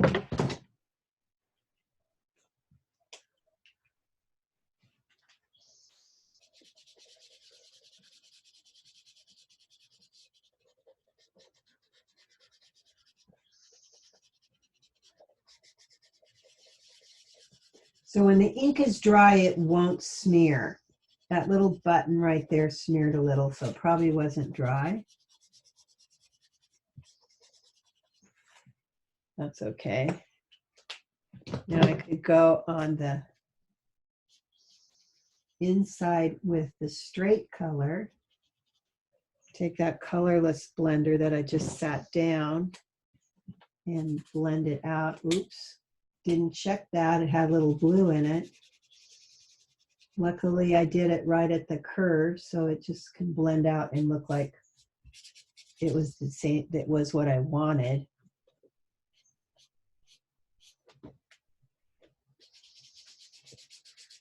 blending it so it slowly changes. But that helps emphasize the buttons. A little more shadow.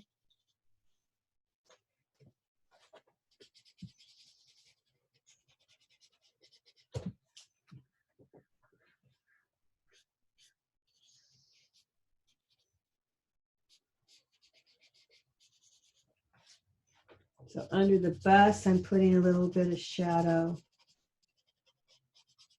So keep in mind, you want to build your shadows first, because when you put down your print, it is going to flatten the sketch. So if I have the shadows already down prior to putting on the print, I can flip it and see the shadows and darken them up after I do the print. I can see where the shadow shapes are. Okay, so I'm doing more shadow on the right side than the left. And that helps show off the light source. The gloves, I'm going to actually put straight on carmine red. And then I'm going to go with a darker red that I already have called crimson red. And so when I add crimson red, it's even darker. So it'll give me a little more value change in the area where light can't get in. So it'll help create light source.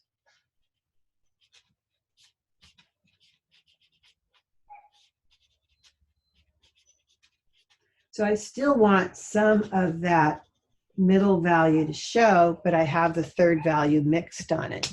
And it's starting to make it look dimensional, which is good. And then I'll put the print on top of it. Okay, where's Colorless Blender? Here it is. So the blender just smooths it out and helps it gradually fade from one value to the other. If I went out of the lines, I just come in here and go a little thicker. Since I'm furthest away from the body, I don't mind it a little thicker. And it hides it. It hides that I went out of the area. It's fine. Okay. I might put some thick ones in there too.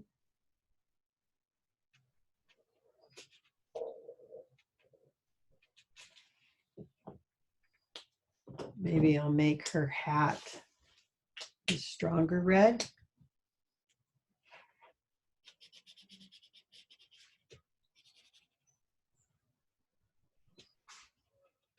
And if I take some pencil, I'm using the brown, mix it with the red, and it'll just make it a little darker on one side than the other. I want it darker, I can add more brown. And if I want to highlight, I can put my light cream on it, and I get 3 values.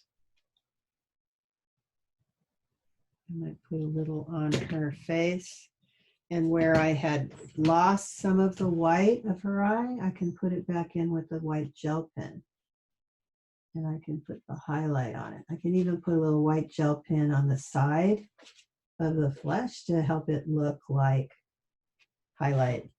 Totally up to you. Okay, so it's actually time for a break. So I want you to go have some breakfast, go stretch your neck, move around, and come back at 9:40.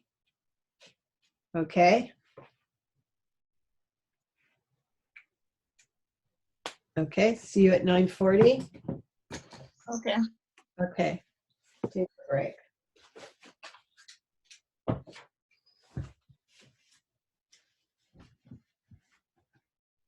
Alexa, play some relaxing music.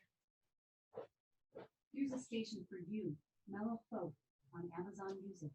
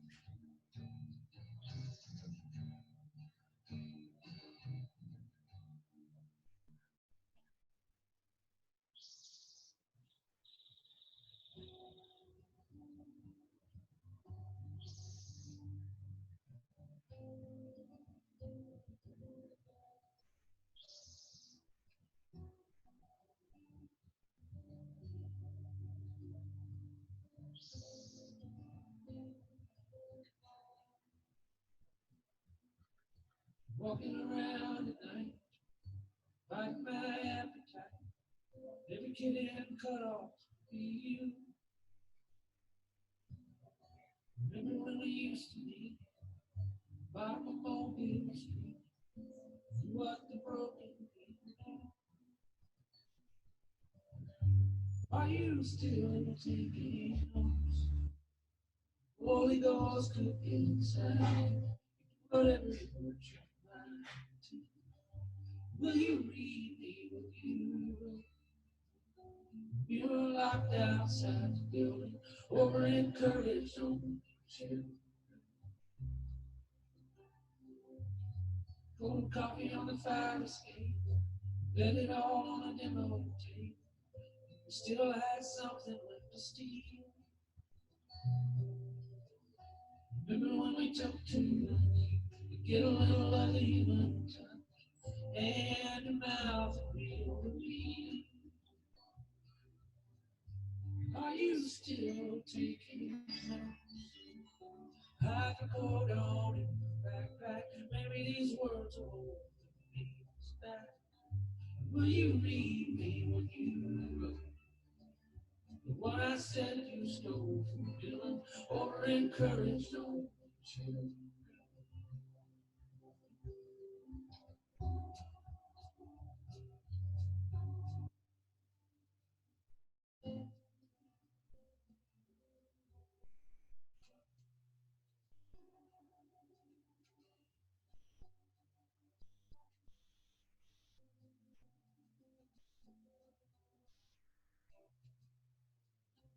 Heaven's wasting on the dead. That's what your mama said. And the hearse was idling in the parking lot.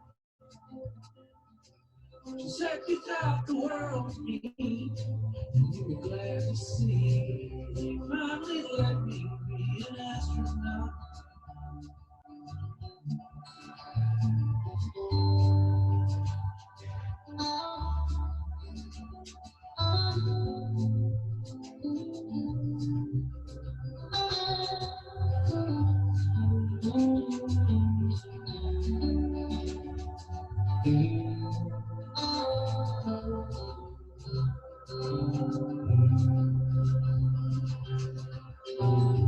Are you still taking notes?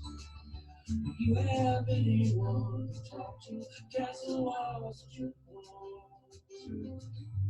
Do the dead believe in ghosts? Or are you lost in some building with over-encouraged old children?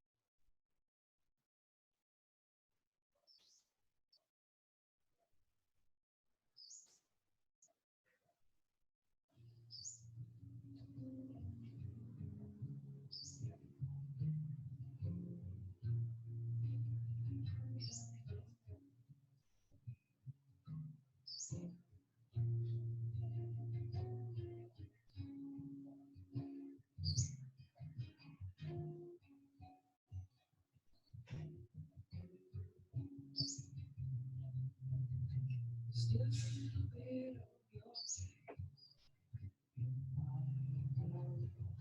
still a bit of you there. Still a little hard to say what's going on.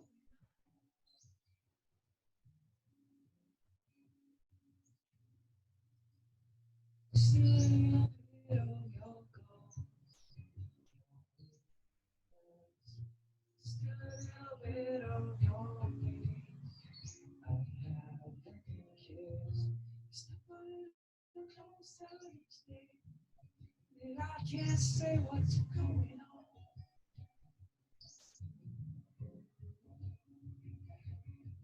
Stones taught me to fly. Love, it taught me to lie. Life, it taught me to die.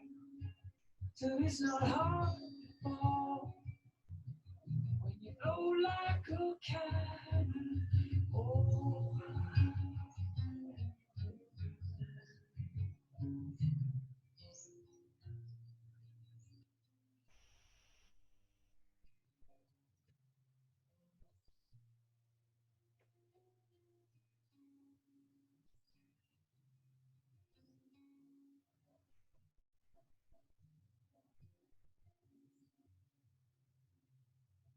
still a little bit of your song.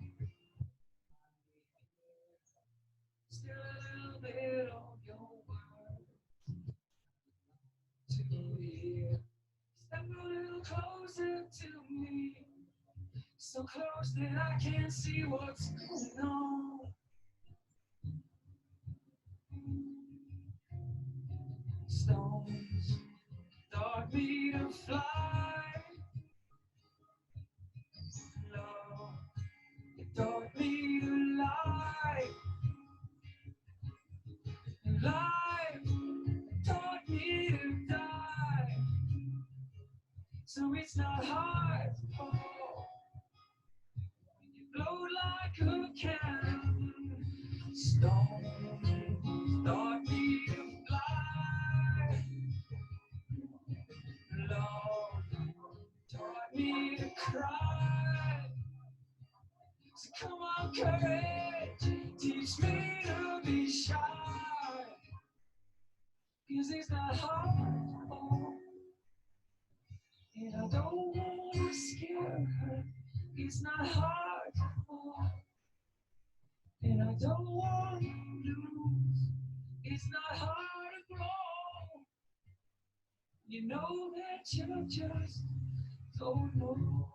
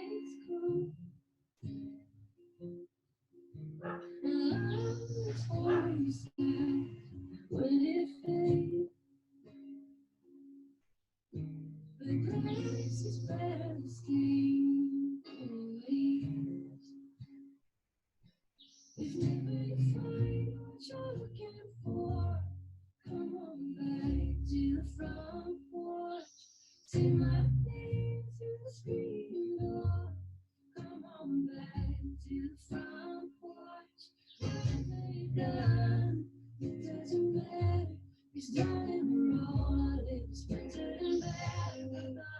It's not what you're waiting for. Come on back, come on back to the fire.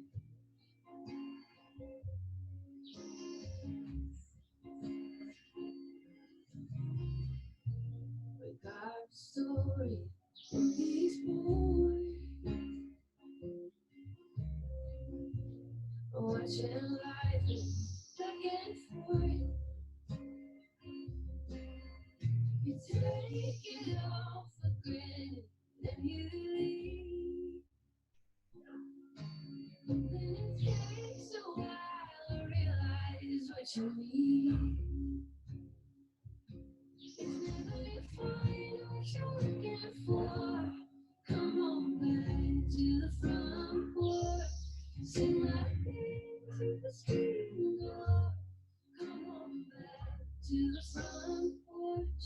Whatever you've done, it doesn't matter. 'Cause darling, we're all it's printed in bed. But my lights on, what you're waiting for. Come on back, come on back.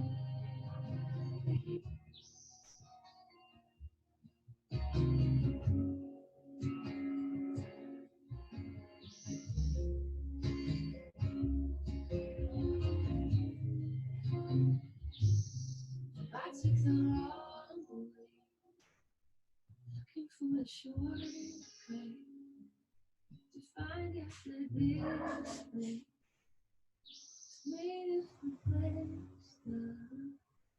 It's never you find what you're looking for.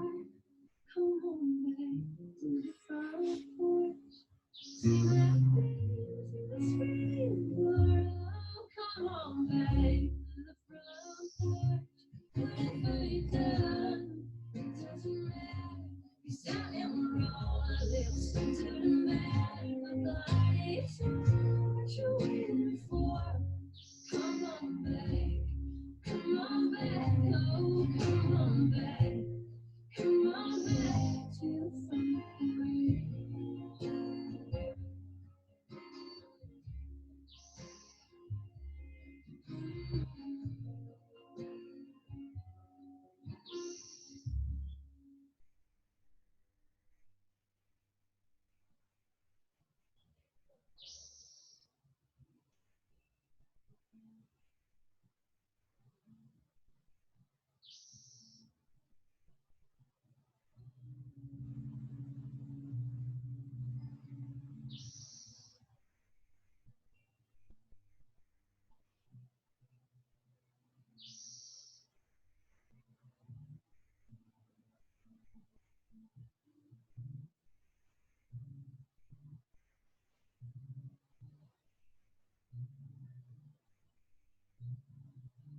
With me, happy like yours, baby, like you.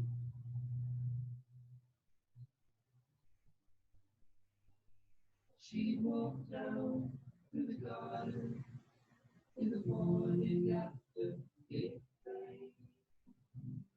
Interior decorators would go. There's samples.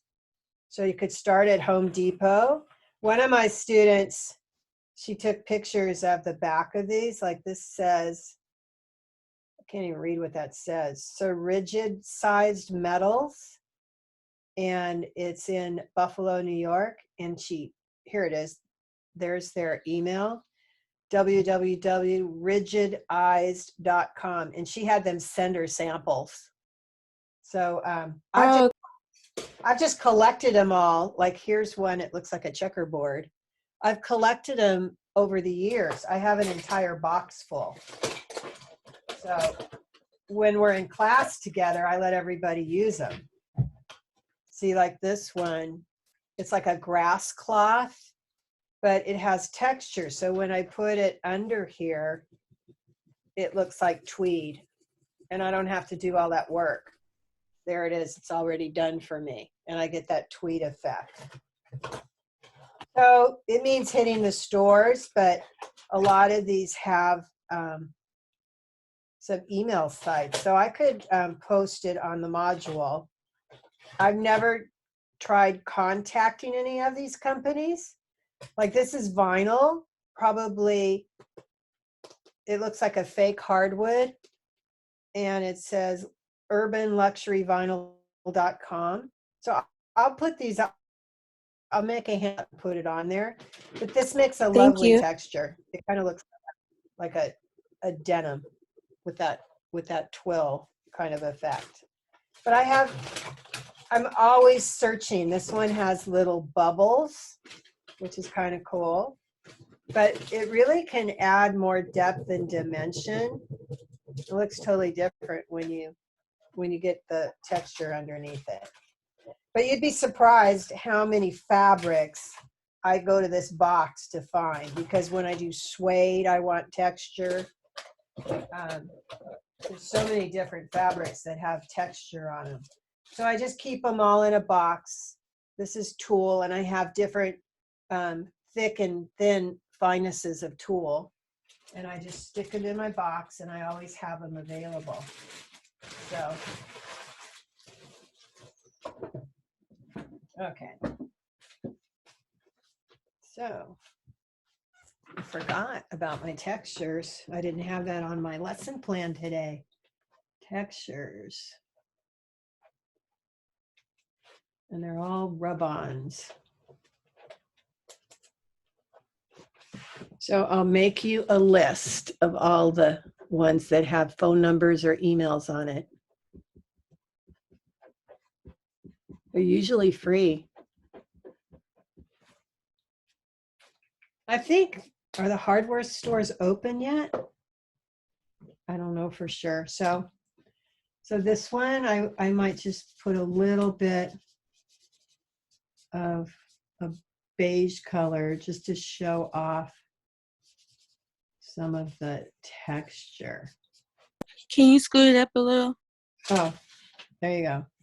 I was just Thank adding you. a little bit of color. The other thing with corduroy is it would show some dark. So I could make some of it darker. And it would show some light. I could add like some light to it. And I might go on the back side.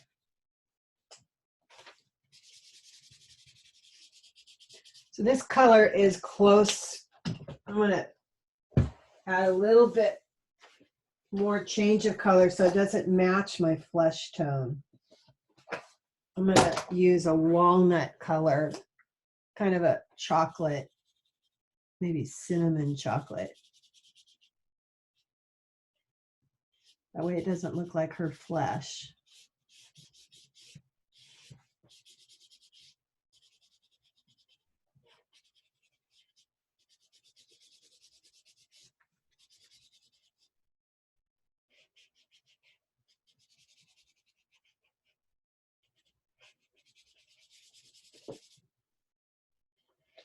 So somebody's homework last night, I did a sketch of it to communicate what to fix, and I don't remember who I did it for. Did anybody see their homework corrected?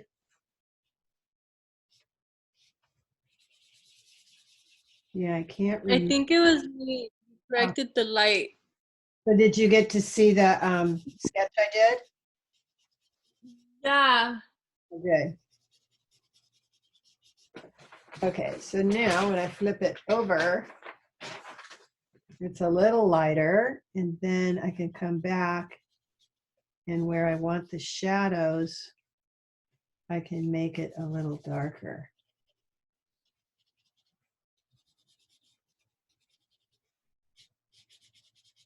So the knee gets a little shadow.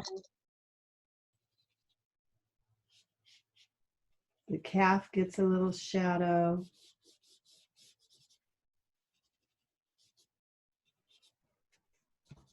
Miss Rad, I have a question. I got an answer. So, for the, you know how there was 2 day 5 classwork assignments? Did I duplicate the same thing? I think you did. So I only turned in one, but then I didn't get anything for the other one. Okay, I'll go in and fix it. I noticed that when I was grading that it looked almost identical and I went, why did that was my mistake. So I'm learning as I do this. There aren't very many teachers that have experience doing online teaching. And I didn't realize I had already done it and did it again. So I'll go in there and just duplicate your grade in the other one. Because I don't want to erase it because some already did it in one. Some did more than one. Yeah. Okay, thank you.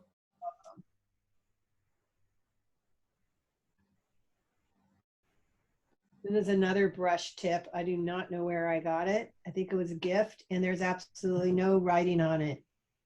I think I bought it at Daiso. But let's see, this was my Where you corrected our assignments and you like drew over it, how would we find that? it would be, I don't know. I think you would go to the, Great. I'm clicking on, oh, wait, let's see.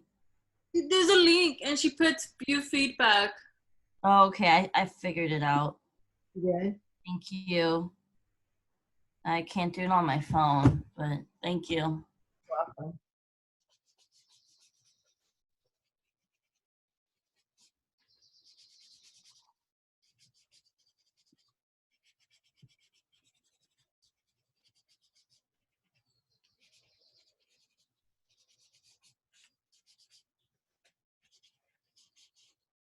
So if you go outside of the line, which I just did right here, I don't know if you can see it, I went outside of the line. I can take the side of my pencil and just give it a little color. And it'll look like I meant it as a background. And then I could take a colorless blender or a gray blender. This one's colorless. And just blend it. And I think I'll add another color to it. And you won't notice that it was actually an error. You don't want your background darker than your sketch or it'll pull attention away from it. But a little soft pencil and a colorless blender will just look like you meant it. And it'll hide if you went out of the lines. Kind of went out of the lines right here. So I might do the same thing right here. Just so you don't notice that I went out of the lines.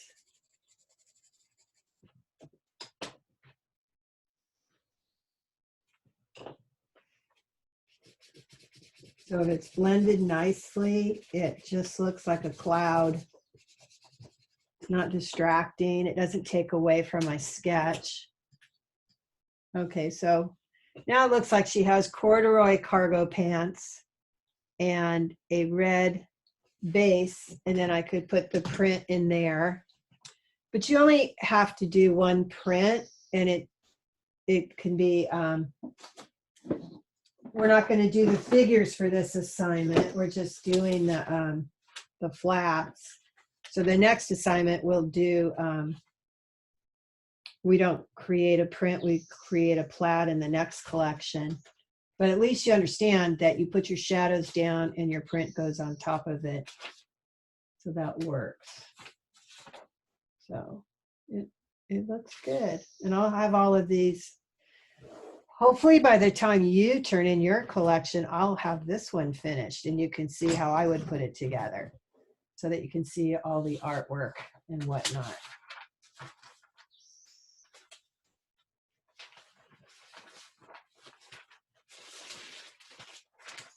So maybe I could find the names of these places and start writing them.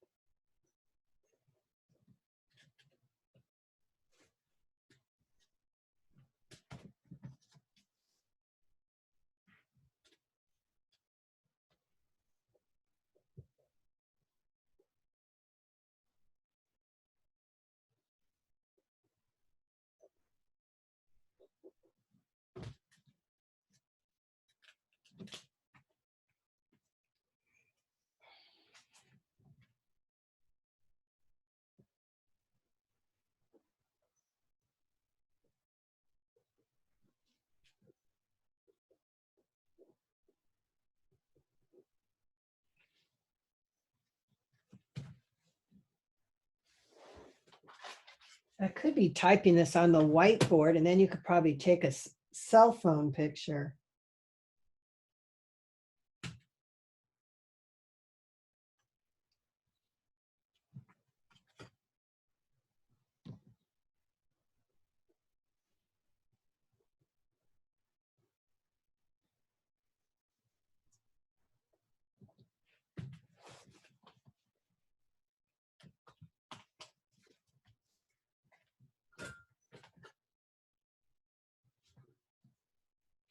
This one's cool. It looks like floral.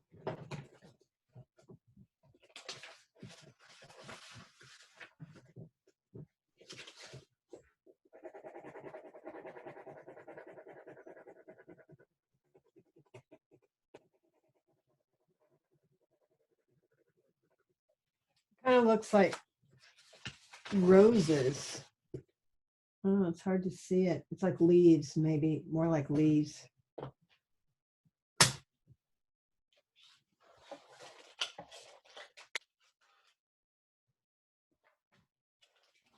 That could be a good one for lace, right? Yeah, it does look kind of like lace.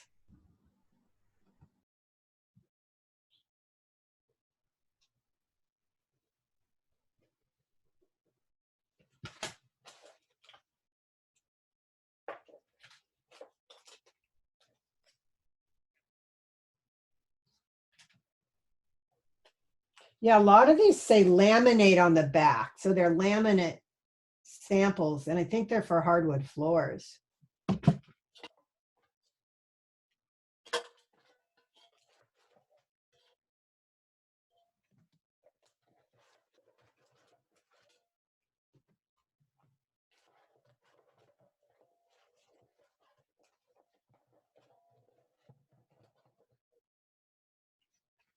Some of them are wall coverings. This one's kind of cool.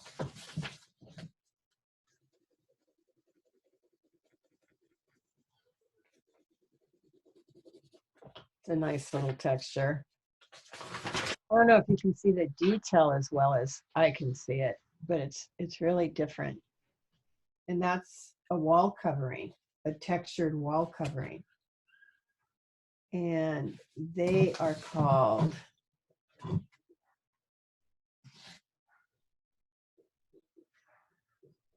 so you can just email these guys and ask them if you can have some samples.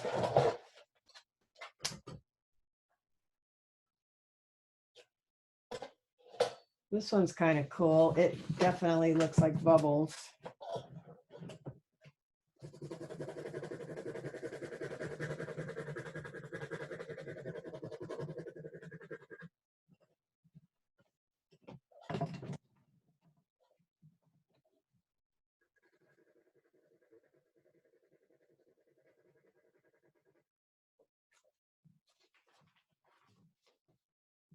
Very bubbly looking. I don't know if you can see it with the light. It's hard to get a good angle with the light.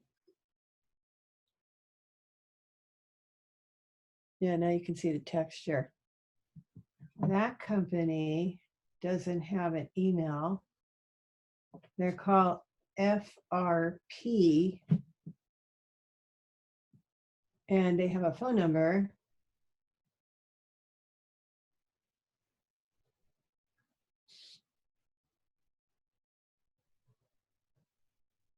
I think this last few numbers are the sample that I'm holding in my hand.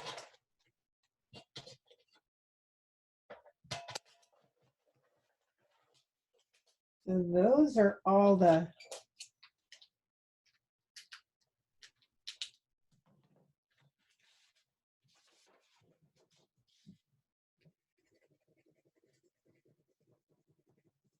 this one actually looks like a plaid.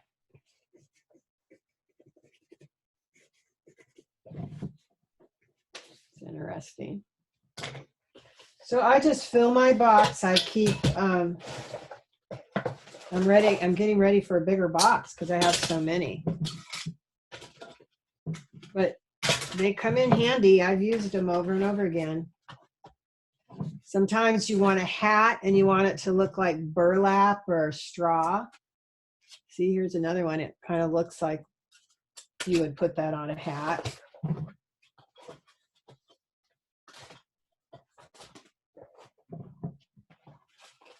And real pieces of leather actually can trace and look quite nice.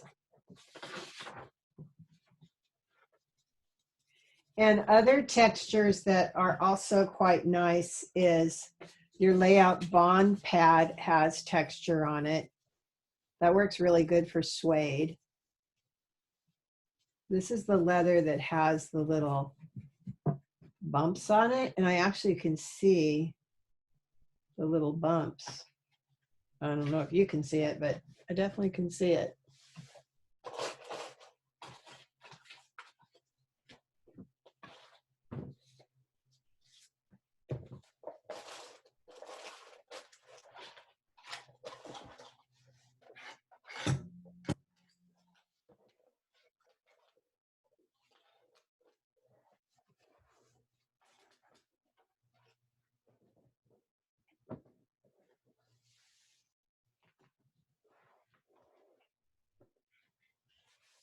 So I will put that on the module so you can look to see if these guys will send you something. I don't know if they will or not.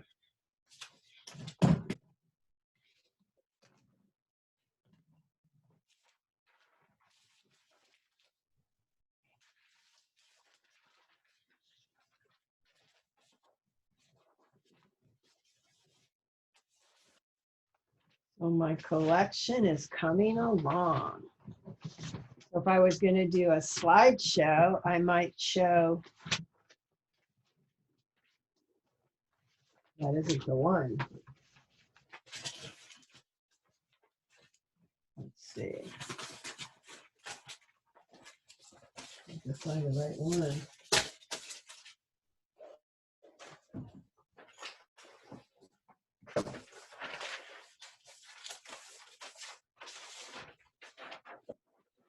So here I have my cheetah print in 3 colors in just cheetah. And then I have it in the bolder print with the baby cheetah on it. And then I throwing corduroy into the mix. And my flat. And my black and white. So I'm building my collection. It's actually quite fun to create a collection. There's a lot of books out there. Christian Lacroix, he has several books on how he builds a collection. And he takes an empty book and fills it up with photos and textures and colors and people that he meets. And Does he really? Because that's my favorite fashion designer. he has a book that I've always used in my classes, and just because we're locked down, I don't have access to the book, but it is on Amazon. And he shows his entire diaries of all these collections he's done.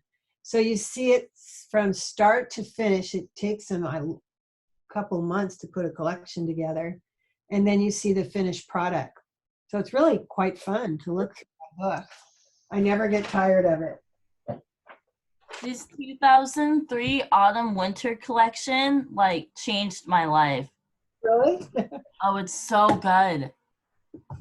The book that I had that he does that is a collection where he got a lot of influence from Marie Antoinette and that whole colonial look. And you just see how he started with a few inspiring things and he just kept building and building it and made a great collection. I think it's really fun to see how designers create. Ralph Lauren, he always picks one of his models and she becomes a theme for his collection, and he will just put together everything she does, every pictures of her, and then he starts creating the line. And I have a friend who actually went to Trade Tech and is a swimwear, tennis, sportswear designer. And she doesn't get inspired till she gets to the textile show. And she starts feeling fabric and touching fabric and looking at color forecasts. And then she creates her collection based off of fabric and color. And then she starts creating the pieces that'll go in the line. So you're going to discover what works for you, what makes you get inspired. Because for me, I can just sit down and draw concepts all day long. Well, I'm an illustrator, so I illustrate by touching and feeling it. But not everybody, it works for everybody. That's why my other friend Ruth, the sportswear designer, she goes to the textile show, and by the end of the day, she is totally ready to design. She has seen enough fabrics and color predictions. She knows exactly what she's going to do. So you got to figure out what's your style of creating, what inspires you. So all these different exercises will help you pinpoint what works for you. Okay, so you use templates to create. So this was the concept, the 5 figures I used for concepts. This was a collaboration from one of, maybe winter last year we did this. We made a bathing suit collection, and everyone in the class picked a different piece of the design, and we created this. It was fun. That was when we did swimwear. But this is the first time I changed it up and made it more than swimwear.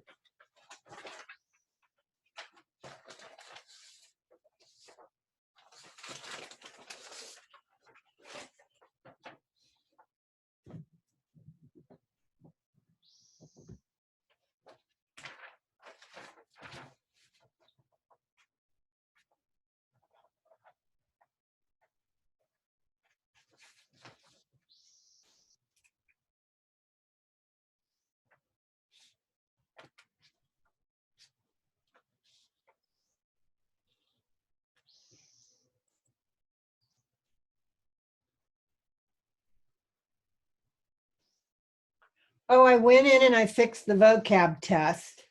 Now it's multiple choice and you can pick the right answer. So you can go in there and finish that.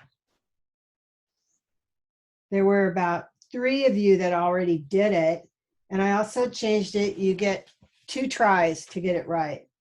So it'll tell you when you do the correct answer. It'll tell you what the correct answer is.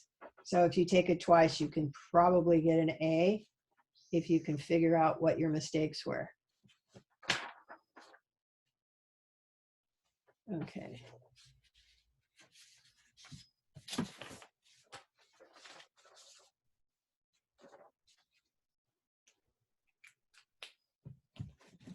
So is Jennifer here yet? Jennifer Adami? Is Denise here? Leslie? I'm here. Oh, good. You're here. And Latoya? Okay, so we just Yeah. you're here? Hi. Mhm. Okay, good. Thank you. So we're just missing Jennifer and Denise. Okay.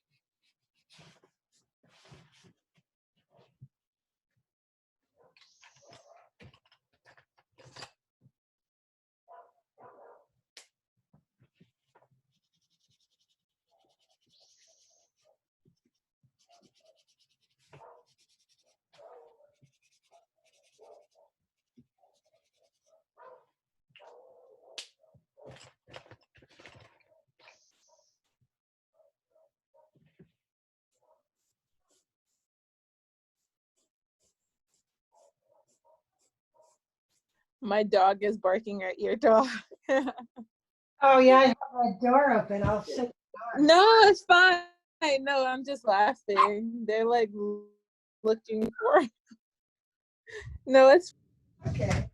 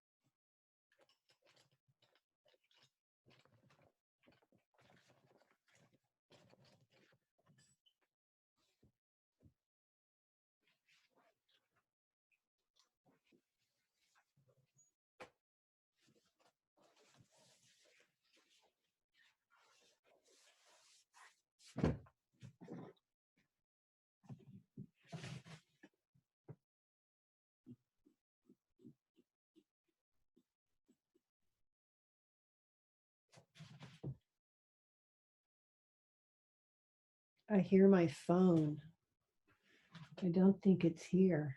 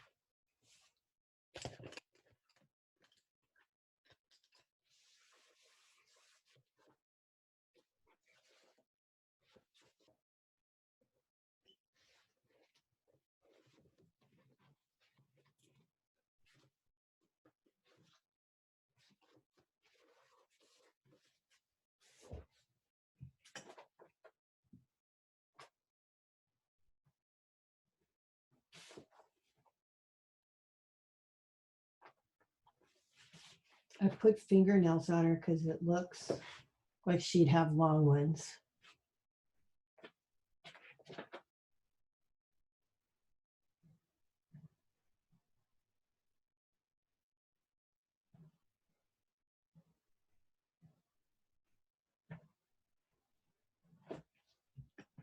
made her scary looking.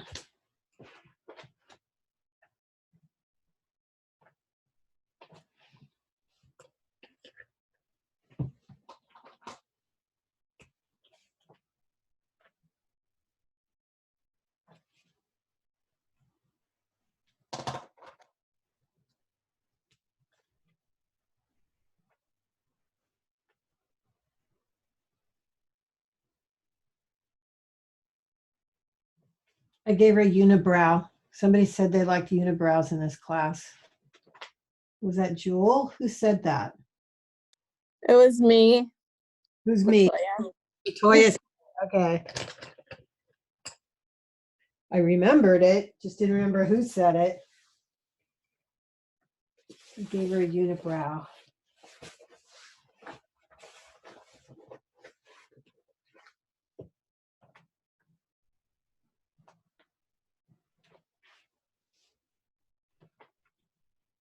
Maybe I'll make this metallic. Maybe I'll make that collar metallic. It started out as rubber, but now I'm thinking I'll make it metallic. Kind of cool.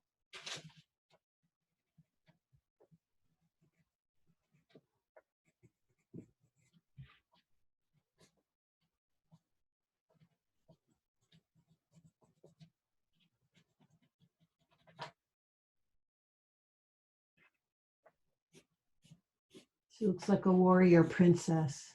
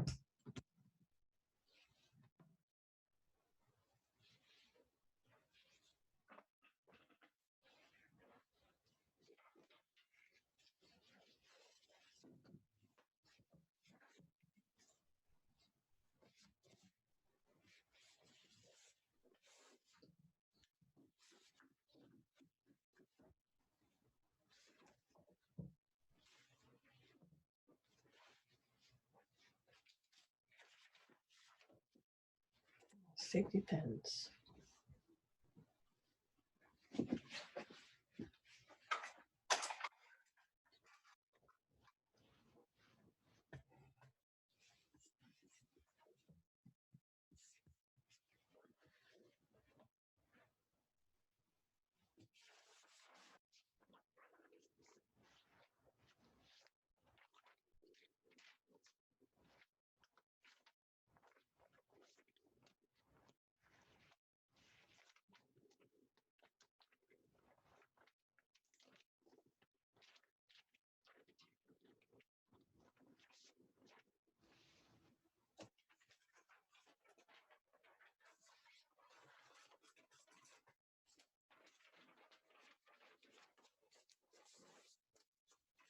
Now you can see how my collection is growing.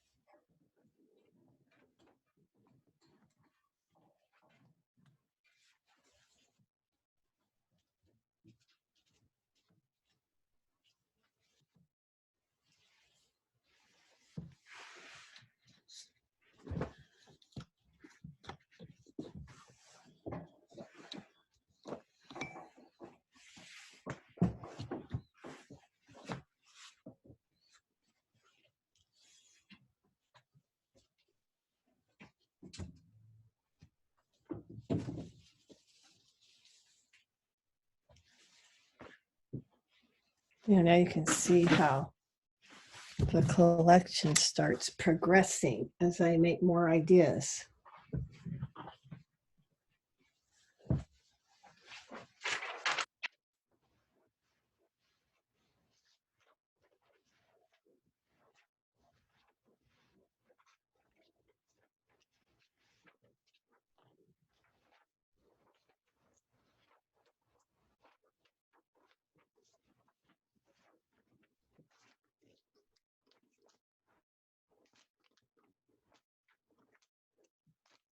I visited a designer studio. I can't even remember her name, but she had a big screen like this, and she made the entire screen her mood board. She filled up the whole screen with her pictures that inspired her.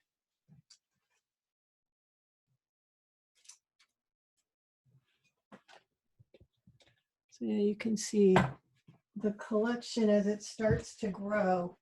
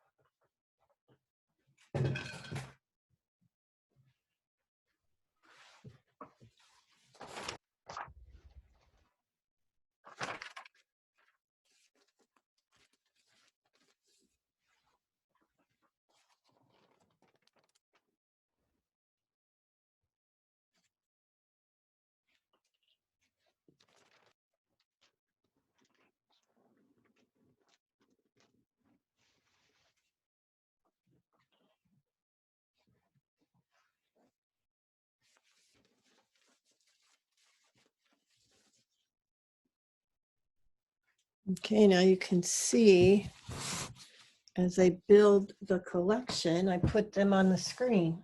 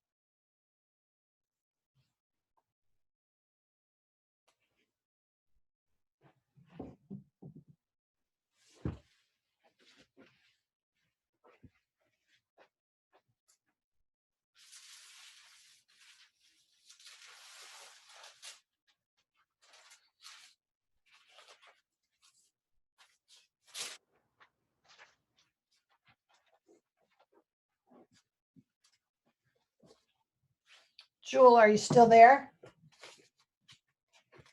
Yes. I'm gonna do a lace. I'll do a lace again when we do. Okay. But I'm gonna just do a lace. So let's see. I'm gonna put it over here. Speaker view. Okay, so it's up a little higher. I like it like that. That's pretty cool. Okay, so I'm gonna put lace on this.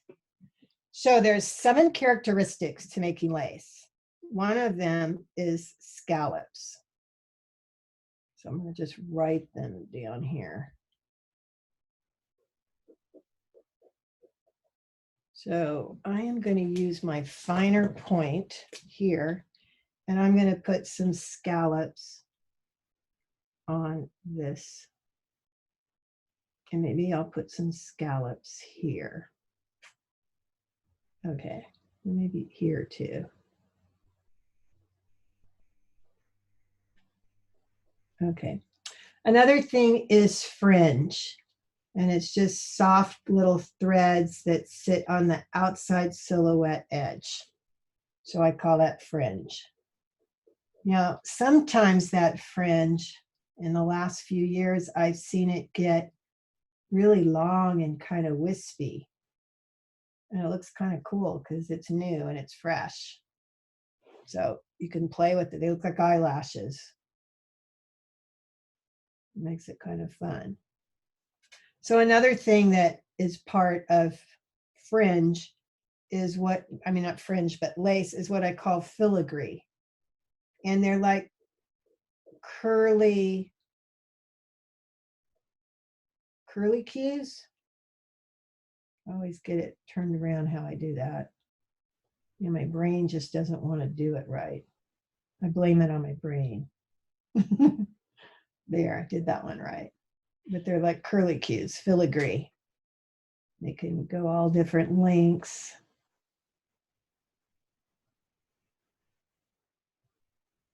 Okay, so I put some on there, put some on here. Okay, and usually lace will have some kind of floral, either a rose or maybe a flower that has a petal. So usually if I'm going to put petals on it, I'll do an odd number of petals so that it looks more pleasing to the eye. When everything's all alike, it's not as elegant. It looks better when it's an odd number of objects, like 3 or 5, and small, medium, large shapes instead of everything looking the same. A nuanced line is better than a straight line. So I will demonstrate that. There's a nuanced line. It's very elegant. And here's a straight line. Just boring. It's not as elegant. I moved it a little, but it looks much better when it has a thick and thin. Okay, so scallops, fringe, filigree, floral, leaves. A lot of times you'll see leaves. They can be short ones. They can be long ones with little tiny leaves. They can move around and have little leaves on them. You can have some movement, but they usually have leaves. So we have scallops, fringe, filigree, floral, and leaves. Sometimes you'll see the filigree makes like a little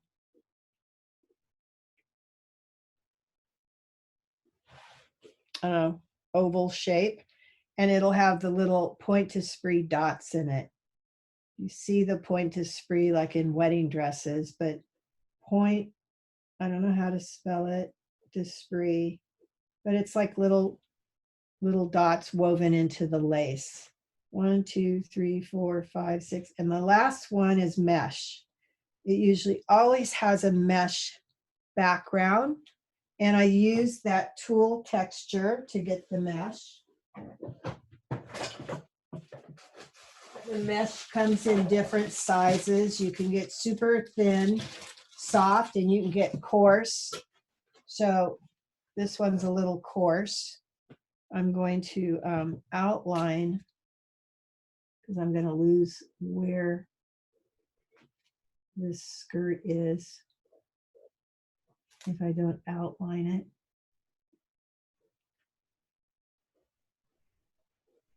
Okay, so then when I put the tulle underneath, I can see it better. So I think I will use a light brown so it's really clear what I'm doing.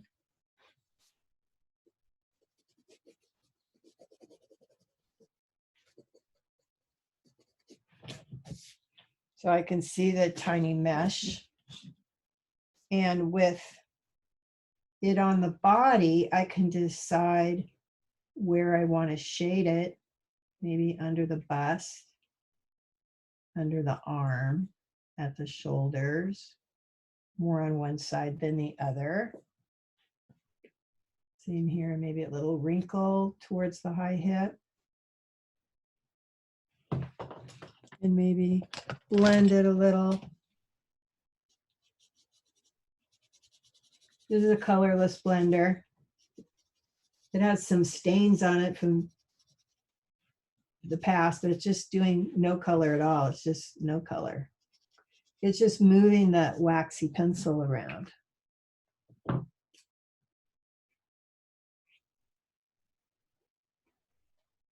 Maybe in some of the curves, I might go a little thicker.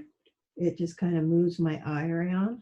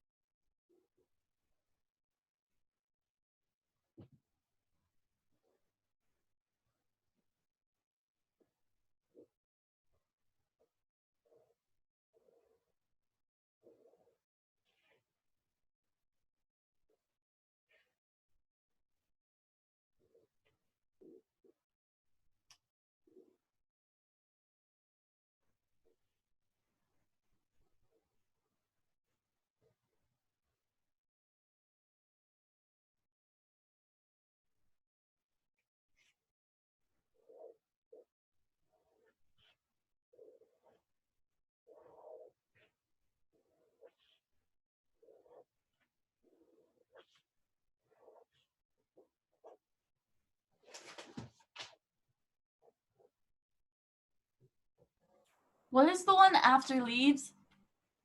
Point d'Esprit. Point d'Esprit? I don't know how to spell it. Let me look on this computer how to spell it. If I can find this spelling. French.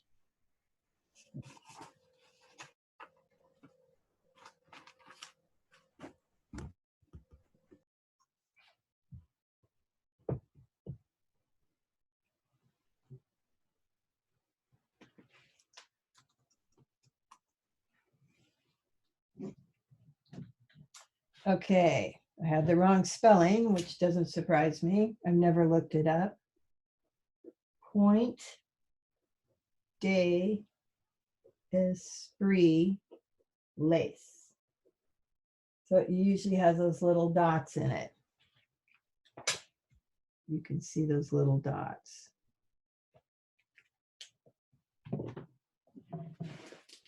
Thank you. You're welcome. It looks pretty. I like it.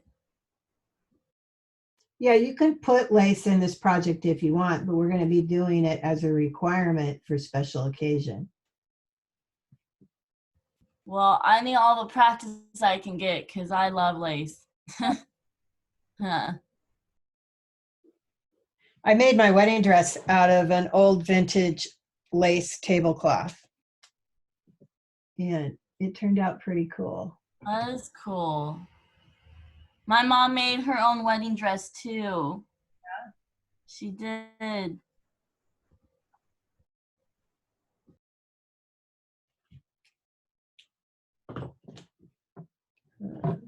I think it's because, you know, once you don't want to pay for anything custom, and if you know you can sew, and with something very specific, you'd rather just do it yourself.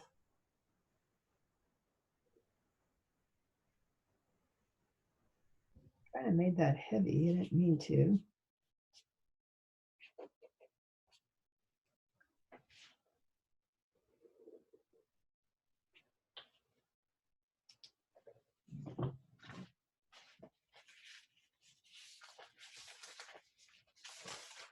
That was one of the sketches I did the other day, and now I just used it as a backdrop. So you can see the board behind me.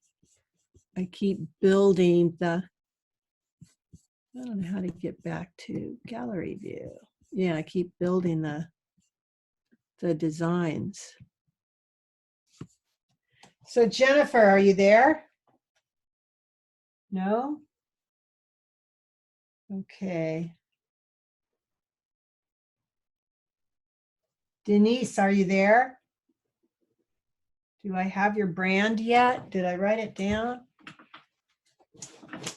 Oh no, the paper fell over. I don't know where it went. So I still need Jennifer and Denise's brand that you're working on. So I'm going to email you too, because I don't know where you are.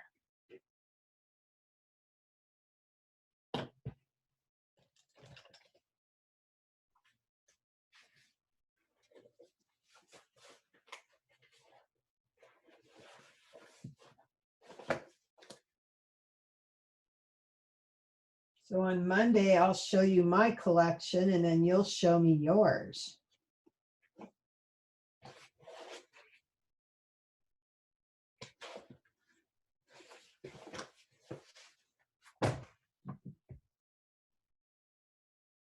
Oh, I gave her orange hair. That's what happens when you don't use it, put it on long enough and it becomes orange. And then you need to get toner. Do you guys all color your hair? I used to. I had a pastel hair phase for a while, so I know all about toner. I fried my hair off. So are you doing your hair now? Letting it be natural. Oh, I just let it go natural. I've been trying to grow it out long for a while. It's kind of stuck at this length. It doesn't want to get longer, but I didn't want to do anything drastic to it. I just wanted to get it healthy and long first. What about you? Do you dye your hair? Well, I do, but not since COVID. So it's getting really gray. So we're all going to wait and see how gray it gets. Kind of fun. There's been a lot of YouTube videos on. I cut my boyfriend's hair, quarantine edition. A lot of people have been doing homemade hairstyles. It's pretty funny. Some guy with the haircut that looked the most horrible I've ever seen. It was funny. Luckily, they grow their hair kind of fast, and you won't be able to tell in like a month. Yeah. You're not gonna leave the house for another month, anyways. Our class is up. It's 11:50.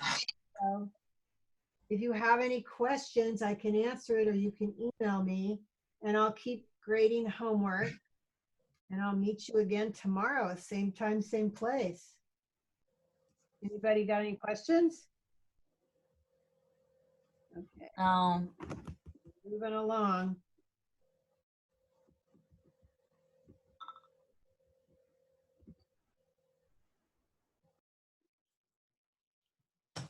Okay, see you later. See you later. Bye. Thank you. Welcome. So you can make a board like I did above my head. You can see all the collection coming together. I will when I start. I'm gonna put it on my vision board. Okay. I used to glue the pictures all over my walls in my bedroom. It was all wallpaper with sketches and magazines and pictures. So see you later. Thank you, Miss Rad. Have a good day. Thank you. Bye.